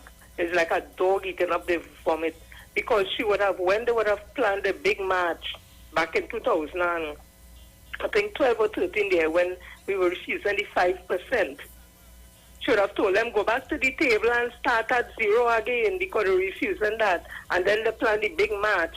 And while she was standing on her legs in the House of Representatives in the Parliament along at Waterfront, she was ridiculing him and even talking about the fact she read out a Trinma audit report that says Roger would have demonstrated great gross negligence when under his supervision, his watch, a co-worker nearly died in a fatal accident and he paid the man $300. It's not me saying that. As she read it from a Trinma report, she said, he paid the man $300 to keep it under law, and he lied in front of the investigation. So she's saying that he had no credibility, he had nothing about him, he had no shame, nothing. So to see he's standing out there with them others, it's just a continuance of that. And they probably are, they're just the enemy of the enemy is my friend. But at the same time, what about these fellas' credibility, boy? And they have none. There's nothing about them. And instead of standing up in defense of workers, who they say the government, how we living on crumbs, are they living luxury? Them fellas living in luxury too. Them fellas living nice, eating nice off our members' money. They have become what they have reviled once. They have become that now. During the height of COVID-19, they didn't give the members nothing. Ask Mr. Roger what happened to the pension plan of the OWTU workers. Ask him what is the state of the financial affairs of OWTU. Ask him who is the financiers. Ask him if they're still only building. Those are the things to ask. So them looking desperate and they're looking, Kamla Prasad, the Cessa, as Ms. David has always said, has emasculated them men and them. Them standing up there, them is not man. Them is mannequin. You see, she ridicule them a mannequin. Them have become mannequin now. And it's a shame, because unions are very important still, but these proper leaders that have there, these old increpid men who come in the world in diaper like they want to leave the union in pampers, ain't bringing nothing new to the table, no progressive thought. And if members who are workers are ending now, workers, public officers and others, in our quest to get what is owed to us, if we are going to follow the foolishness of Roche and men like them, and that asking for the government to take borrow the money from the IMF, think what happened under NAR time. See what happened. Let them go to the table and ask for other benefits that could bring us up to the percentage you're looking for. We need houses, we need loans pay off, we need a lot of things. That could be a creative part. It's not just money in the hand. Only, don't take. The second one is Pastor Google. Thank you as usual for the opportunity. Thank you very much. Very much. Go away, rock so. Rock away, better rock so, rock so, rock so. Go away, rock so. Rock away, rock away. Go away, rock so. Rock away, better rock so, rock so. I'm going for a break and come back for my last and final hour. Rock away. When I come back, I'll take all your calls. So don't touch your dial. Stay right here with me. I don't understand. Again, let me thank all my viewers. Keep it real. All my viewers on Facebook and on YouTube, thank you very, very much for being with me. Coming back after the break. Don't move from the live. Is it alright if I give you some Caribbean reggae music? Worship this afternoon.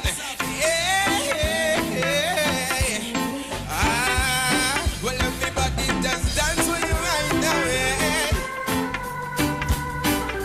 We are to magnify the name of Jesus. Yes. This song goes like this. Watch it. Look. So we stand and lift up our hands. Hey, for the joy of the Lord is my strength. Hey, so we bow down, worship Him now. How great, how awesome is everybody? Help me say, so we say. Give us some music again, please now.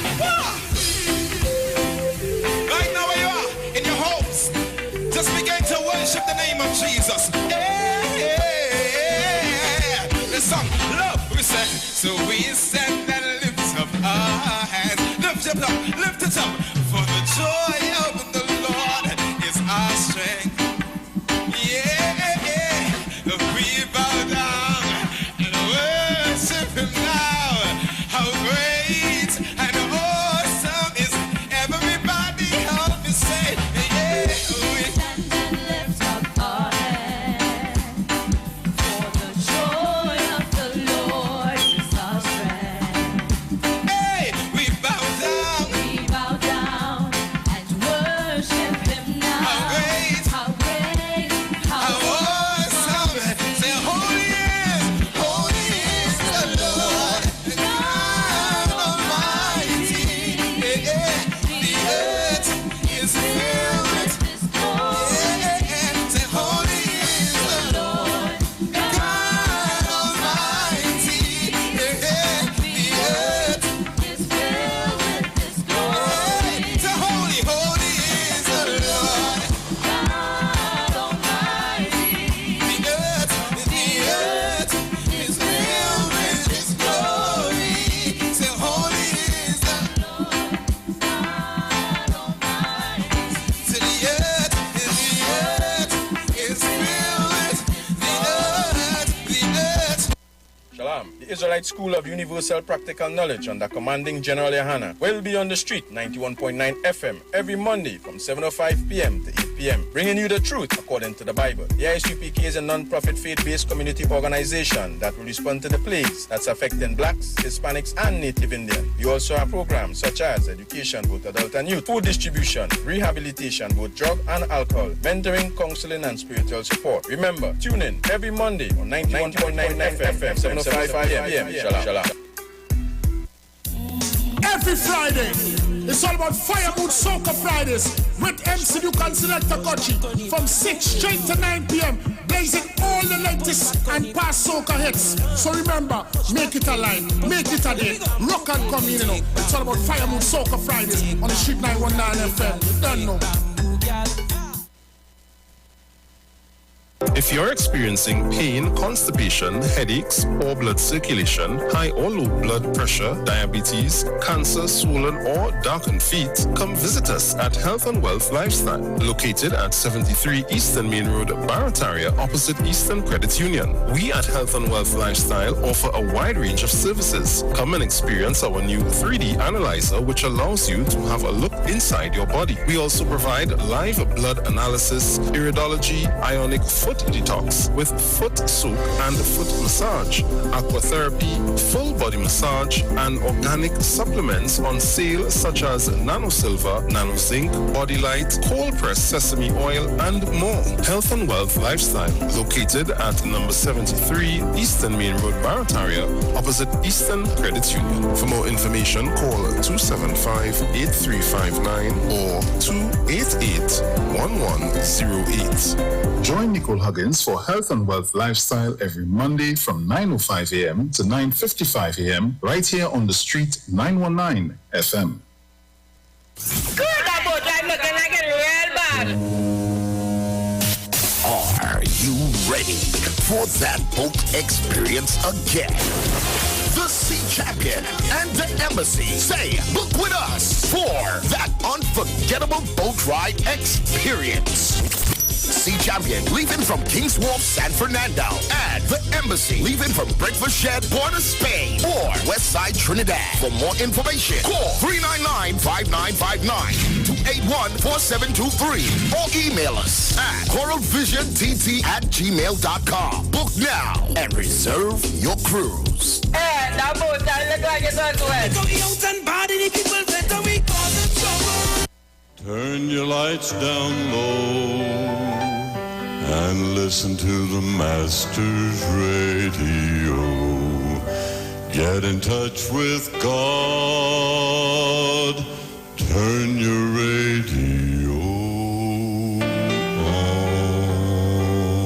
You are invited to join Pastors Morris and Agnes Johnson of the Church of the Firstborn Assembly Miracle Center, located at number 399 Eastern Main Road, Guayco in Sangre Grande, for the Old Time Gospel Hour Family Radio Ministry every Sunday from 1 p.m. to 6 p.m. Check out the Children's Hour Worship Ministry of the Word and the Family Forum every Tuesday from 9 a.m. to 10 a.m. The Law and You every Friday evening from 9 a.m. to 5 a.m. All night prayer live on the Street 919 FM, designed with you in mind. This program deals with today's issues from a biblical perspective. You will also be given the opportunity to call in and interact with us. Micah 6:8 says, He had showeth thee, O main, and what doeth the Lord require of thee, but to do justly and to love mercy and to walk humbly with thy God. Your financial support through the First Citizens Bank will be greatly appreciated. Account number 795222. In the name of the Church of the Firstborn Assembly. For further information, call 753-1133 or email us at church668hope@gmail.com.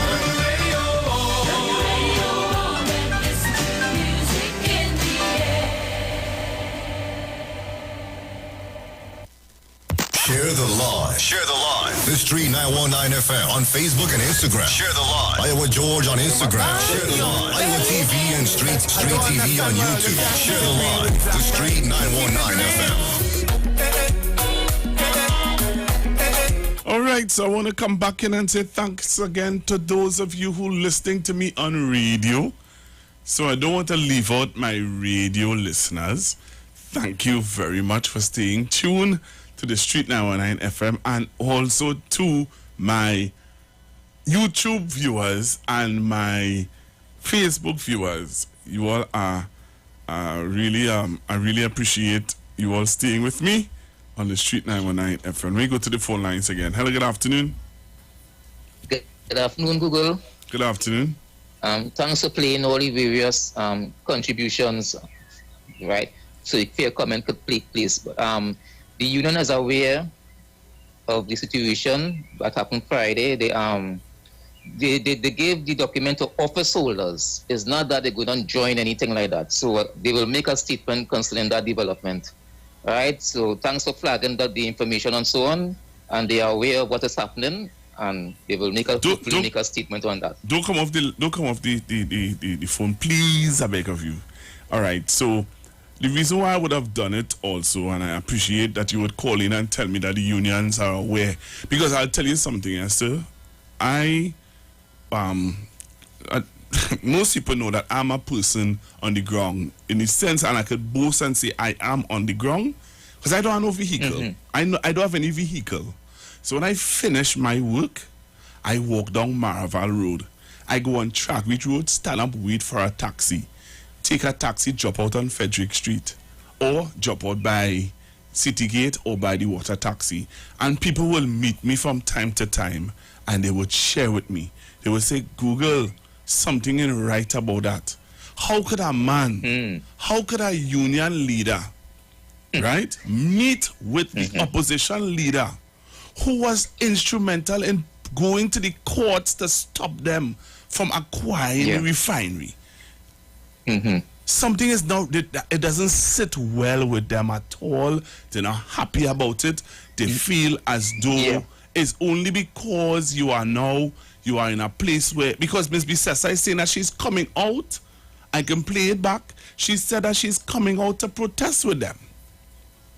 And there are some people saying that they don't want any part of that. And let me tell you, sorry, go ahead. And my thing is, while I understand that they pass a motion of no confidence, right? And I would have done my research on that. Really and truly, let's be honest. That motion of no confidence that the union passed against the government or the prime minister, in our constitution, it holds no water. It doesn't hold any water at all, right? What people are saying, and they prefer, and they would rather the unions do, is to lobby and protest for housing for the workers, for land for the workers, for bonds for the workers, open back up the NIF program so that they can invest in the NIF program. All these things people are lobbying and begging that the unions would do things differently so that they can personally benefit now or leave a legacy for their children. Giving an opposition leader a no confidence vote is not going to help them help me get my house.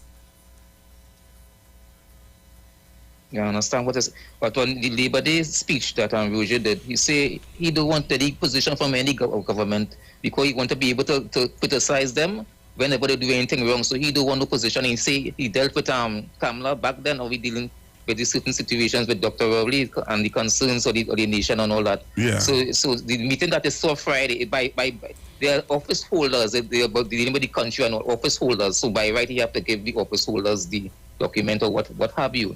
But if it appears though, because there were other people who was there who on a different mission. Yes. Was shouting Kamala and all that. So that is what was flagged, but that was not there. But Roger wasn't there about that.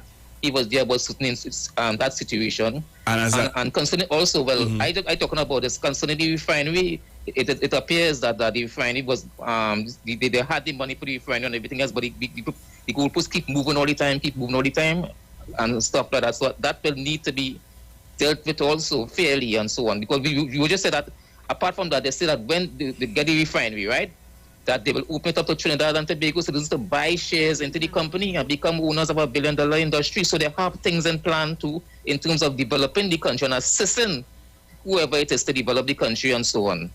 So that is how I needed to call in and thank you for flagging all the different sides and all that. Yeah, man. So I could at least come in and try to put some kind of perspective and hopefully they will address the situation that is taking place now. And he knows that I'll start out on that like that. He's aware and he's conscious of what happened. And let me tell you, thanks. No, what? And before you go, I want to appreciate you and I want to acknowledge and say to you, thanks a lot for calling in so that my listeners, and not just my listeners, but people who listen all over the world will be aware that the unions have flagged the response of the people where people are watching it and having questions about the move that is being made. Thanks again, man. I appreciate your call. Google, before you leave, something important. I was on the ground there too, and some people who met with Kamala before in the past and was disappointed when they saw her come out. They came inside, they came inside the square. They didn't want to be a part of that at all. So that happening too, but you had to be there to experience that and to hear the conversation and to see what's happening. Thank you very much. All right? I appreciate your call. You're welcome, man. Thanks again. Don't be a stranger to the program. I always listen. Thank you. All right, yeah, man. And that's what we're talking about. That is constructive talk. Let me take you to this clip. Needed to listen to this. Because I'm building a case, President General of the Oilfield Workers Trade Union, Ansel Roche, has accused opposition leader Kamala Bissessa of dealing a fatal blow to the acquisition process of the Guaracara refinery. Mr. Roche held a news conference on Thursday to respond to the allegations made by the opposition leader earlier this week. Karen Kuzier-Philip has more. That what was peddled then, what was peddled during the election campaign in their support for denying us that, and what was peddled on Monday night is lies, lies, and more lies. Lie, lie, lie. And therefore, we want to this afternoon condemn in the strongest possible term, outright, all of those assertions made by the Honorable Leader of the Opposition. Mr. Roger says he has no problem with Opposition Leader Kamla Persad-Bissessar requesting information or dispensing information on the deal between Patriotic Energies and the government for the purchase of the Pointe-à-Pierre refinery. However, it must be accurate. He believes the opposition leader's motive was to see the cancellation of the process. That the Honorable Leader of the Opposition had one thing and one thing on her mind, and that is to cause great injury and harm, I dare say, an attempt to deal a fatal blow to the acquisition process and to ensure that that process does not see the light of day. Mr. Roger also assures there's no underhand deal involving Trafigura Incorporated, a company he says did business with Petrotrin back in 2014 when Mrs. Persad-Bissessar was the Prime Minister. And to try to portray OWTU as in some scandal and some bacchanal and some sort of collusion with this notorious company Trafigura and so on. We think that that's most outrageous and reckless and irresponsible on the part of the Honorable Leader of Opposition. And he says the intention was always to purchase Paria Fuel Company along with the refinery, as it makes more economical sense to own both the port and the refinery. On Wednesday, Prime Minister Dr. Keith Rowley refuted the claims made by Mrs. Persad-Bissessar and accused her of putting the sale of the refinery in jeopardy. Karen Kozia-Phillip, TTT News. Burn your belly. I don't understand why you can't keep it real with the black man. Keep it real.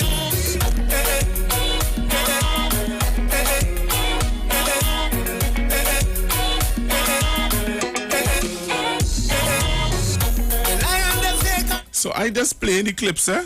That is all I doing, playing the clips. Hello, good afternoon. Mr. Google. You all right, sir? Hello?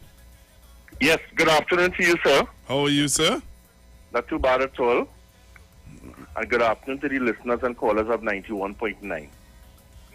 Pastor Google, I want to explain this to you and the listening public.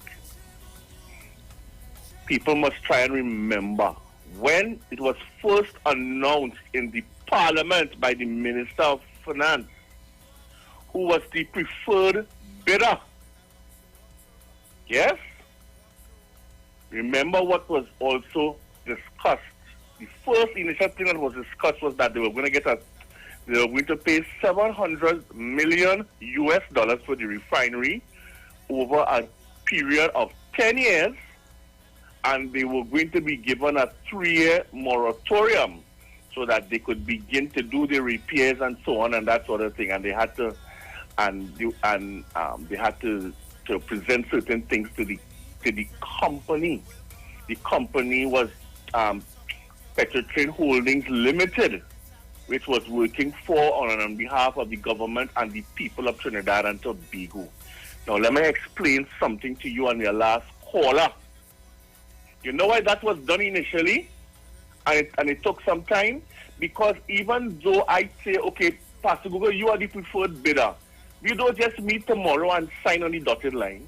There are little intricacies to be discussed to get the wording correct and exactly what it is you want the bid on and what it is you are going to do down the road once the refinery is up and running. Look, up to now, since we heard Content is the preferred bidder, has anything been signed? No.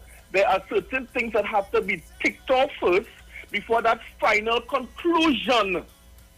Yes, you don't just come and say, okay, that is the preferred bidder and that's it. Then when who said that Content win? There are certain issues that need to be discussed to be clarified in the agreement before you sign off. So when Comrade Roger was saying that government kicking moving the goalpost. They weren't moving the goalpost. He has to understand in business like that type of business, there are intricacies. You understand? The government had to ensure, because as the government said in the beginning, we don't want no more part of the working no refinery. So in other words, the preferred bidder had to come up with the money. They have to come up with where they're getting the oil from to keep the refinery running. Are they going to modernize the refinery? We're talking about a green space by 2030 with respect to the emissions, and a number of other things that needed to be clarified and discussed, and whether or not, most importantly, that included PARIA. A lot of things needed to be discussed. They could not meet those requirements. They were given a second chance. When Dr. Rowley instructed Franklin Cannon to go back to the table and revisit the RFP and see whether or not an agreement could have been reached. And then eventually what happened was when the Minister of Finance came for the third time and said, listen, this is the final thing here. This is what we're going to do. Right? Give us $500 million, one-off payment, and take the refinery. And that's it. You remember that? That is what was done. That was the final payment. And even then, they could not come up, because they keep saying they have the money, but as the last caller said, but where was the empirical evidence? Who was the partner? Who was the banker? Do we have that information, or we have a word of mouth? Do we have anything in writing? No, we don't. You understand? And all of these things, I am almost certain that the Minister of Finance would have needed in black and white before he could have signed off on the agreement, on the sale. He did not have it. You can't sign off on something as big as this just like that and put it in the hands of people, you understand, who may not have had that type of level, that high level of negotiations at that point. This is not a 2x4 little piece of land you're selling. This is a refinery. I'm going to deal with foreign exchange and so on. And I agree with Comrade Roger in that once you sell it locally, yes, a lot of the foreign exchange will stay in the hands of Trinidad and Tobago rather than having somebody from the outside purchasing it. But at the end of the day, if you cannot meet the requirements, how can I sell it to you? And then on top of that, Kamla Prasad, the Cesar, never wanted the OWTU to get the refinery. So when she come today, I want to knock elbow with Roger. Who is she fooling? She's not fooling me, and Roger's not fooling me either. Because you played the clip about the mannequin thing in Woodford Square and had him like a little fool all over the place. You come back now to say you're going to knock, and don't worry, we go work together. Work together for who and for what? She never wanted you in the first place. She had somebody with plenty more money than Roger in Jack Warner. And look at what you do, Jack. Look at what you do, Gypsy. So who is you who will have no money? Who is you who coming to beg now to get a refinery? You coming like a little beggar and expect to get a refinery? Who is fooling who, Pastor Google? I know now. Pastor, let me tell you what this is about. This is about getting back into power. Yep. To help her friends. Yep. Who have court matter. Look at what happened with the 20-year-old court matter. What did the law lord say? Political interference. Yeah. Well, those are my words. Yeah. But I want to go there. I want to stay with what we're talking about. I know, but I'm giving you the example of how she thinks. She's not concerned about giving Rosie anything. To what benefit of that is hers? All right. I have a caller holding there. Thank you. All right, sir. Hello, good afternoon. Yes, good afternoon, Pastor Google. Good afternoon, sir. Looking at the matters at hand at this present time, I'm highly very disappointed in a man by the name of Mr. Roger. Why? I tell you something. The trade union movement is an integral part of Trinidad and Tobago. But I honestly think that Uriah Buzz Butler is standing in his grave. when you look at people like Roger, who have literally embarrassed the trade union movement in Trinidad and Tobago, a character like that has shown himself more than once to be easily bought and sold by any political party that has the right price.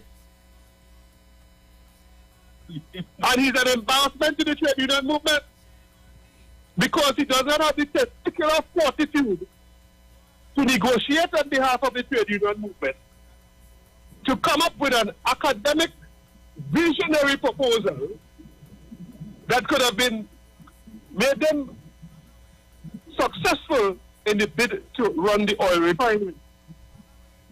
If you cannot come up with something like that, definitely you are total failure. And Mr. Rosa has been playing games. 1 minute, he back in the opposition. 1 minute, he back in the government. So my question at this time is, whose side is he on? You remember Judas? He betrayed Jesus for 7 pieces of silver.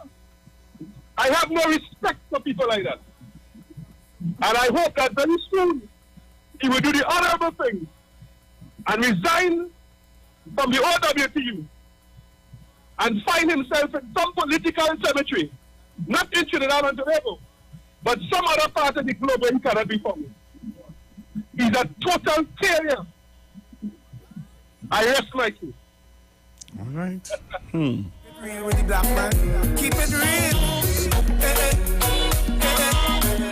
All right. You're passionate, boy. Hello, good afternoon. You have to talk up. I'm not hearing you. Good afternoon, sir. You hear me now? I hear you a little better. Right. Dear comrades, Pastor Google, the clipping you played earlier today, dear comrades. Who are comrades? Yeah? Who are comrades? The opposition and Roger and all of them, they are comrades. Okay. Because they're fighting something, all of them against. Okay. Couples. After a time, they will just drop off. If you was watching, you know. Okay. So they put on and they drop off anytime they want. Okay. But our sister, Mr. Rose, and they play the clip. It was 2 years moratorium and 10 years to pay, and was 700 million. The government they put 500 million and it still could not pay Mr. Rose. James. And this is one thing I know. You take bread out of man's mouth in Trinidad and Tobago, Mr. Rose. You take bread out of workers' mouth. The guy take a rig and go. We build the first rig, the Junior Park. And you, for a few dollars more, let all those workers in a sense. And right now, as I always say, the unions to do in Trinidad and Tobago demonstrate protest and march for better working conditions, negotiation, for workers, and if you was watching no business head. Yeah. Thank you very much. Thank you very much.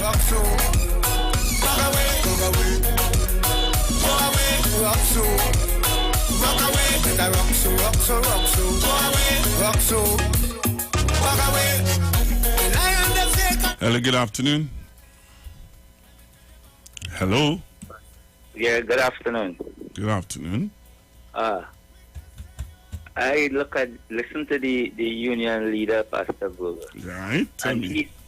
He's a total failure. Why are you saying that? I mean, why I'm saying that? Because let me tell you why. Pastor Google, yes, sir. Sorry. I am old school. All right. Sorry. I am old school, and I wrong some years now. Right. This year I'm going to be 69. Ooh. So these guys, they can't fool me. They ain't get me to mash up my shoes on the street, pong in the street. They need new ideas. I said that, and I said the last time I said Butler must be turning in his grave. Trust me. Right? And what I see this union leader do, you don't ever vomit and lap up your vomit. He's a total failure. Wow. Thank you. Thank you very much, caller. Hello, good afternoon. Good afternoon, Pastor Google. Good afternoon, sir. It's difficult for me as a Cameroonian to see a man put drag and money in. Describe this lady. Even where she tried to make them questioning how they get in petition. And you know, a man called it just now to defend that the union when they're on a separate mission. Because he's saying, and let's be honest, there are people who were there, and you might know, there are people who were there who had their own agenda, who have nothing to do with the unions, like the ground report. They have nothing to do with the union, and that is why the caller would have called in and said that the President General, Mr. Ansel O'Shea, is going to make a statement, because he also said to me, and I want to thank him, because he also pointed out that when there were people who were bawling, Rowley must go, people walked away and went back in Woodford Square and saying they don't want any part of that. All right. So here's my point now, Pastor. Roger was on Robert Amar's station, if I'm not mistaken. Robert Amar invited and told that man that this is what is going to happen wrong the Savannah by the President House. We go in there with them, and everybody going with Roger to give a letter of no confidence motion in the Prime Minister. Right. So if you have known that, and you today want to disassociate yourself, that's happened from the time these people invited you to go along, or you invite them, they didn't come there by themselves. Okay, so wait, just now. No, you are bringing another perspective to this that wait, oh, you're rushing. Let me put it in proper perspective. We had 319 people listening. Let us give them it chronologically and proper. So you are saying to me, right, that Mr. Ansel Roger, the President General of the OWTU, was aware that the march would have turned into a Rowley must go march? Yes, sir. I want evidence. Listen to me. Because last Tuesday, he was on Robert Station sometime. I need to get that, because the caller before would have disputed that and say, here what? So these people, listen to Pastor Google. So my ticket and William just wake up Friday morning and just put on the suit and go down by the President House, and I was able to pull all these people. I passed on Friday. No, this was advertised that we going by the President House to the union to give a no confidence motion to against the Prime Minister. Isn't the opposition leader singing the same song, Pastor Google? Yeah, well, I am now hearing the opposition. Right, so come on now, man. No, well, remember, we have to give people the benefit of the doubt. Benefit of the doubt, the man has a Petrochemical banker. The man has a Petrochemical banker. Oh, and because of that, gosh. Hey. And because of that, he is using this. And you know what it is? On Friday, she come out to receive it. And think about it. Friday, she was proud to come out to receive a no confidence motion in the Prime Minister. And why?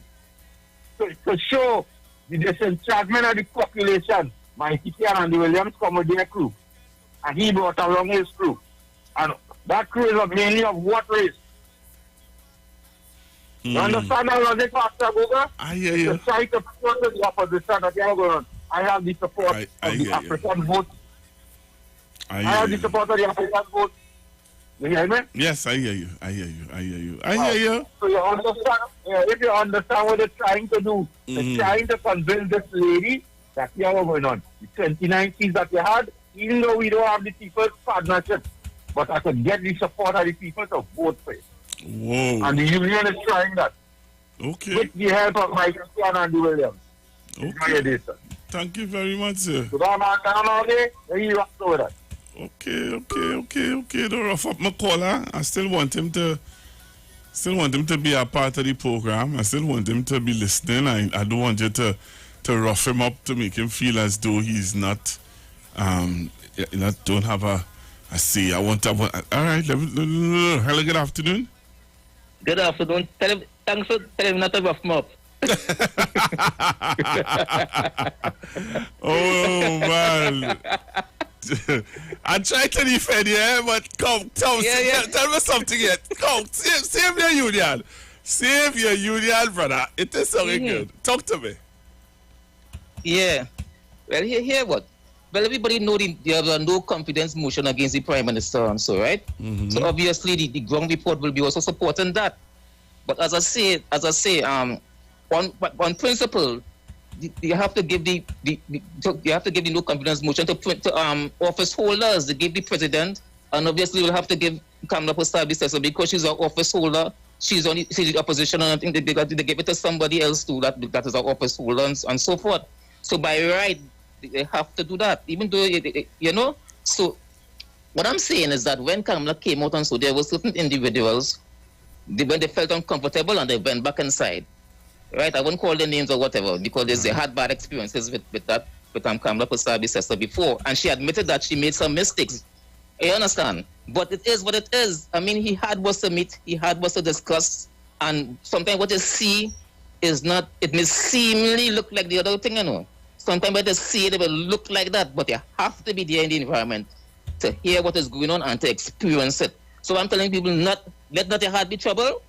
Have confidence that Mr. Rudre will address this matter because he's been told by many people what's happening and so on. And unfortunately, that narrative has been flagged with the ground report or whatever. Yeah, there's supportedly no confidence motion against, but we there on a mission to deal with that certain things like we discussed before. And as I said, I was there when there was when the union was marching and so on before. When they was marching before the refinery to close down, and at that time when they was to gather at Wrangell Savannah, and the government called and said they can't have there again. And who came to the rescue, Google? A Hindu temple near to the Savannah. So we just slept in a Hindu temple, and that's how they get to come down the next day, the final day, and that's why they didn't have so much of people because they couldn't stay in the Savannah again. You see, you had to be there, you know. You had to be there to know what's happening, right? In terms of that development, but they sincerely, I could tell you. They sincerely was trying to get this refinery, sincerely, and the goalposts keep moving. Okay, let me give you an example. During the election time, Dr. Robbie say they have the best proposal, they have the best, and they say, and then the finance minister say, no, you government could do that for a union before, no, right? And they have the best. Okay, it's the same proposal that you have in your hand, and the government appointed committee gave you that information, right? They made a national declaration that is the best and the right to sign. Before he was going to sign. After the election, he said he will sign. And after the election, the same document you have in your hand, it collapsed just so. How could be the same document that they made a declaration, say that good, and because sign it up, and you sign up, and it just collapsed after the elections. And people, many citizens in this country, they're concerned, they grieve about that situation having been properly explained, and they just can't understand about what happened there. You understand? So there's a lot of stuff that people concerned about that has to be raised and has to be addressed or nullified. So that's what I call to let you know. All right, thank you very much, caller. Okay, man. All right, man. Hello, good afternoon. Hello, good afternoon. Pastor Google, good afternoon. And I listened to the discussion, and I want you to remember after the victory speech for the internal election, the goodly lady, Cicera, said that she is now open for any thing. So if you was UNC, why can't you fight by yourself? You know, saying that, all right, I was re-elected as political leader, and I am now open for anybody who is willing to join with me to form the government, and then she will do them just like what she did, Gypsy and all of them. She will do them the same. All she needs to do is get any and everybody to get together with her to get back that position as Prime Minister. And that is all she, Shushila, is about. Thank you. All right, thank you very much. Thank you very, very much. All right, continue to take your calls, 342-0081, 342-0081, 771-1791, 1791. Taking your calls and hear from you.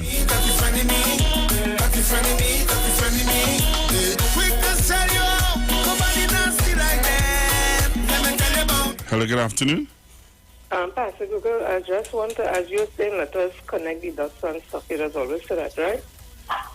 Who was standing with Roger and them on Midi?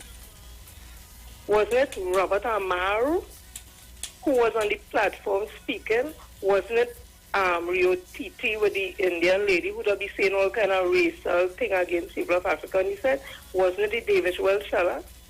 So how come it is, I hear the comrade speak and poor thing, probably he just knowing that side. But look at the other side of it. In my opinion, based on that, that was a collaboration with Robert Amar based on Midi. So they may want to disassociate with the things that's happening, but we seeing what is happening there, and while they may have walked back in the Woodford Square because they weren't comfortable, whatever, them is not the leaders of OWTU. The spotlight is not on them who walk back in. The spotlight is on Roger, a man who OWTU and MSJ would have all of them signed the Pfizer Accord, and MSJ had to pull away themselves very quickly, saying that that was a farce. You hear Roger saying that Kamala say that when they get back in office that they go get the refinery, and he's saying don't believe that I just talk. We hearing all these things, and then we seen her coming. Yes, he's in office holder to come and collect it, so nobody else couldn't come and collect it. Khadija Amin or some other person, it had to be the opposition leader. And then he ground, come now man, brother, I hear you. I empathize with you because you always are good fighters in any organization, and you keep fighting, so. But your leader can only on a wrong path and trying to cover, it ain't going to help you. Go just make it look as if you're making excuses. That was a plan thing. That's all I had to say, Pastor Google, based on what I see from Midi. Bye. Very interesting. Just to pull you down, they will set you up. That's right, for you to lose your ground. Hello, good afternoon. Good afternoon, Pastor Google. Hi, good afternoon. Pastor Google, according to Mr. Bartaria, on the underground report, they were promoting that match as to come out and support the ground report in protesting. And also, our next is why couldn't they have delivered that petition at the office of the opposition leader? Why it is there, knowing that they will be filled with anti-government? Yeah, only that easy, only a real investigator. That check it out after Google. I hear you. Let me tell you something. One thing I have to say about the listeners of the Street 99 FM, you all as investigate all your matters, but they don't take the thing just over. Thank you. Pastor Google, you have a good day. Thank you. Hello, good afternoon. Is it Pastor Google? Yes, it is. I listen to your program and I noticed you like it all that research. And what?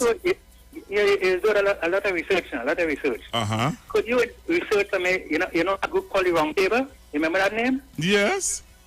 You know all the members of the Round Table? Yes, could me who? No. Wait. The Round Table was the union and the opposition. And they had some other question them afterwards. You know who formed the Round Table? David Abdullah. The opposition was part in 2015 part of the Round Table. Okay. So what happened now? The opposition, the PNM could go with the union, but the opposition can go with the union. That's hypocrisy, man. Research the Round Table and told the members of the Round Table.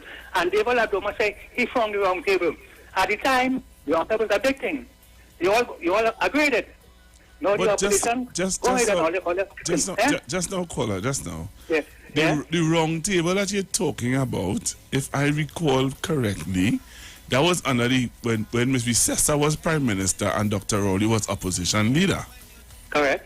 And on that Round Table, you had Kurt Mehu, you had what's his name? Philip Alexander, you had Dr. Rowley, you had Ansel Rouge, you have all of them who are part of the Round Table.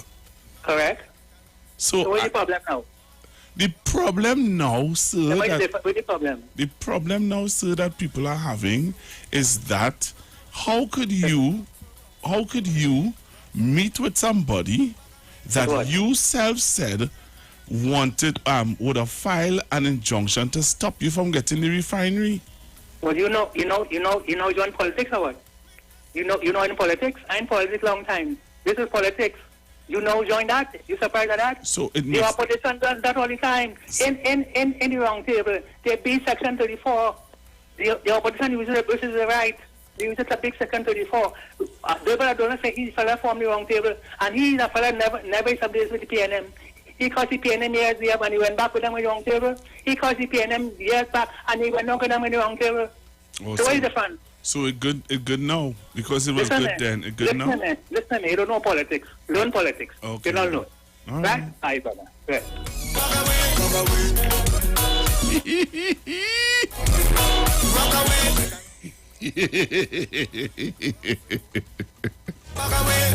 Learn politics, Google.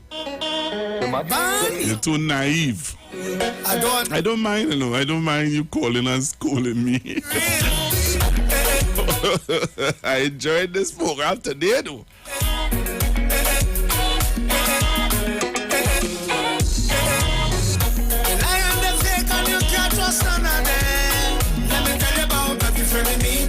That is why I'm playing this song. You see why I'm playing this song? This song is so appropriate to what you just said, sir. Hello, good afternoon. Good afternoon again, Pastor. So what point what are you trying to say? You're trying to say that Lola leave Ms. Bissessa and the UNC and the unions alone because the unions did the same thing when Dr. Rowley was opposition leader. The unions and they would have met with him on a wrong table. So what is wrong with the unions meeting with Ms. Bissessa now to give her a vote of no confidence? Two different things. First, the Prime Minister didn't meet at a round table with a no confidence motion in camera. I told them this is the most, up to this morning, yes, I listened to one of the most top talk show East Indian radio program in the morning. So I know what mother is about, so I tune in now. And I hear a man call and said, you know, when the man went for the baby, I ain't calling no name. You know how he described it? He described his sexual orientation. So I ain't going to say no more. Right? Because this is intelligent talk. So who understand what I'm saying can understand. It's a East Indian radio station with East Indian callers supporting a UNC. And a man called to say, yo, bro, we have to get rid of this. You have to tell me. We put up sobers against the former Attorney General, Alwari. That ain't no good. We put up Jolene John in Arima. And yeah, Dr. What's his name? Dr. Surin, I think it's Surin, but I'm telling you. Because remember, she was a court at one time. Yeah, we tell me, you can't get people goodies and all kind of thing and expect them people to turn around and when they're done, they go vote for you. You understand what I'm telling you, Pastor Google? So this thing here was premeditated by listen to me, right? I hear you. I know you wouldn't come on the radio to spread propaganda, but you know what I want to get?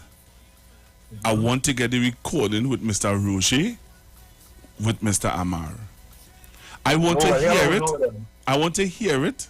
I want to. You can get them on YouTube, on Facebook. All right. I would try. That they propagate. I don't think they want to do on Facebook because of the conversation that they have. Oh, so you don't think they have it recorded then? It's not on social media? No, because they can't go on social media because of the things that they say. Wait, that's not true. That's not true. I have a recording with them on social media saying something that I believe TAT should be looking into. Right, because but let me leave that day. All right, let's leave that day. Enjoy the rest of the day, my brother. Thank you. Good afternoon. Pastor Google, good afternoon. Good afternoon. Listen to me, Roger and them to the seat full. Is the seat what have them as they are? But let me ask you a question, please. I want to talk to you off air. You want to talk to me off air? You sure you want to talk to this little boy off air, Mums? No, listen to me. Something I want to find out from you. Oh, something good or bad? Good. It's something good. I want to find out about the Lviv. Oh, all right. I'll take your number now. So as soon as I come off the air, I will try and give you a buzz, right? Okay, thank you very much. All right. So you enjoy your day? You too. And get home safe, eh? I will try my best to, Mommy. All right. All right, then. Bye-bye. Yeah. Yes. So rock, go away, rock, walk away, rock, away, make a rock, go away, rock, walk away. They will tell you they love you, but they lie. Let me tell you about dirty friend of me. Don't pretend to have my back, you're not fooling I. Let me tell you about dirty friend of me. They will come around you. Hello, good afternoon. Hey, Pastor Google. Good afternoon. How are you? That me in a good mood. That me in a good mood. Oh my goodness. So Pastor Google. Yes, sir. You know, I go and explain Mr. Roach's place. You must put a handle to people's name, eh? Who, me? No, I talk about me. I love to put a handle to people's name. Just like Kamala, Cecilia, Cesar. I love to put a handle to people's name. But Roger and them just remind me of a dog was vomiting on the ground and licking it back up. That's what Roger and them just remind me of. Because Roger is telling me he is saying down with the opposition leader. Remember with that next one say Kanda Daga? You have never seen Tiffin like that before? Eh? Roger is telling me he is sitting down with Kamala the sister to bring a no confidence vote against Dr. Rowley. He had to be the biggest joke I ever had. You understand? And the union workers should get somebody who's better to represent them. And pull with these jokers them from out of the pack of the card. Because they don't ever play card with the jokers in the pack. You understand? These fellas are sick in the brain. Sit down with the CPO and work on the people and think to get up of a price. Say people yes, they deserve a price. They deserve something, say, and everybody agree to that. But the only way to happen, Pastor Google, is if you sit down with the CPO, you know. But what Roger and them is doing is playing politics. And at the end of the day, they still have to go back and sit down with the CPO at the end of the day to work on a price to come up with a fixed amount that the workers them can get. Just like when they mash up the steel company and the steel company when the union was pressuring the steel company, they pack up the bags, file for bankruptcy, and they run out and leave the people and they get nothing. And that's what people do understand with union. Union will set you up in a Pastor Google. Well, not all. They can set you up very, very bad and they can make you end up with something.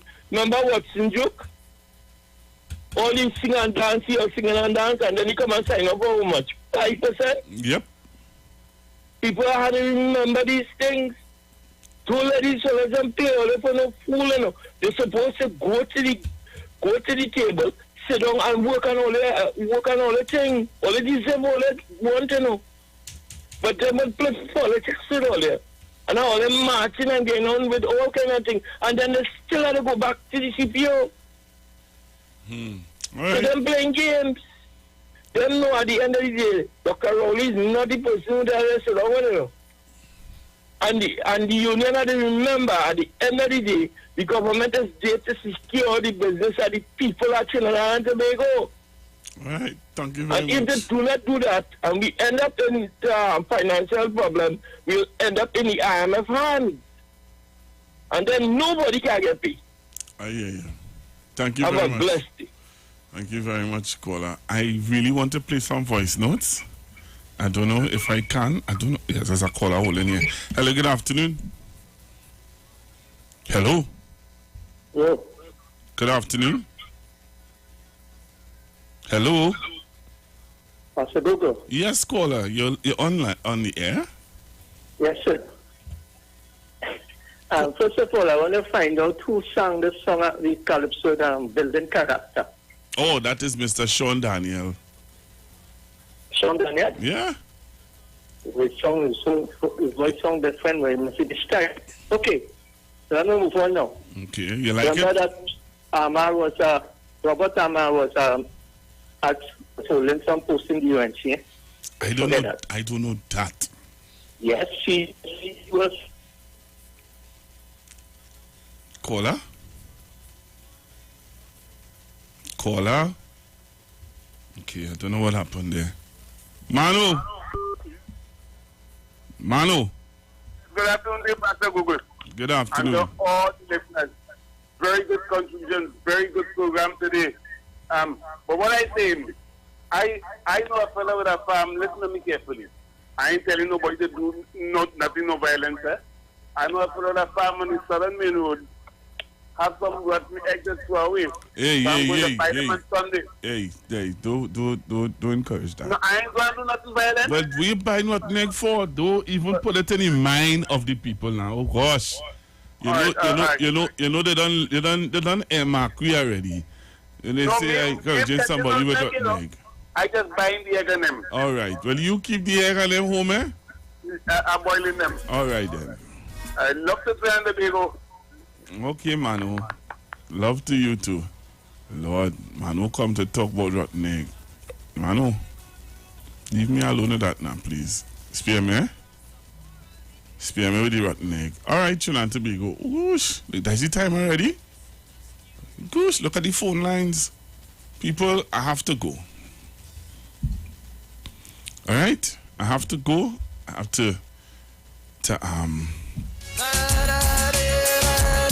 have to make my way out of Port of Spain early today to make sure that I get home safe. What's going on outside there? Let me see what's going on outside there. Oh, outside looking. Leadership gone through. The police in on our outside looking. Miss Thomas is out there. Miss Thomas out there. Can I see her a minute, please? But tell me, what are our social values? Look at voice notes. I am so embarrassed. Mr. Bago, I'm sorry. My friend from Maruga, I'm sorry. That is all. A partner who say Rowley must go, I'm sorry. See the building skyscraper. All the voice notes, I am very sorry I didn't get a chance to play your voice notes. Things that men can steal, but no one takes the time, no time to build character. But I have to leave the studio right now. I'm sorry, the clock is counting down on me. So I am seeing your calls, but I cannot take them because time is gone. So the caller wanted to know who sang this song. This is Sean Daniel, and this is, I believe, his first album, Divine Soca. With their silver and gold. Now mere footnotes on our history. Let me tell you this. When the first time I got to know this song was when I went to England. I didn't even know this song. You know, I got to know this song is when I went to England, and I went to a church in Hackney, a big church. The name of the church is the Wrong Chapel. It's big, huge. Must could hold about 15,000 persons. And the bishop of the church was singing this song word for word. He never met Sean Daniel. He don't know who Sean Daniel was. But when the bishop heard this song, he was like, yeah, boy. And he was singing it word for word. So I'm going to leave you with this song, Trinidad and Tobago. Have a blessed one. Please be safe on the nation's roads. Coming up next is Iwer and our show with Miss Vanessa Thomas and Mr. Robert Putis.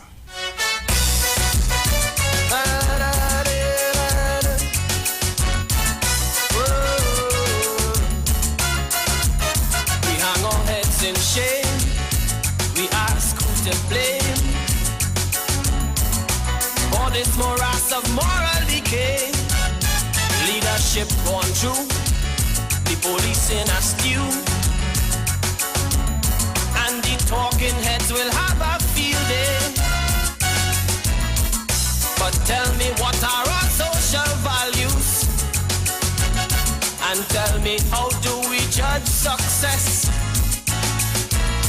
By a man's car, his clothes and his shoes. Man, that is how we measure progress.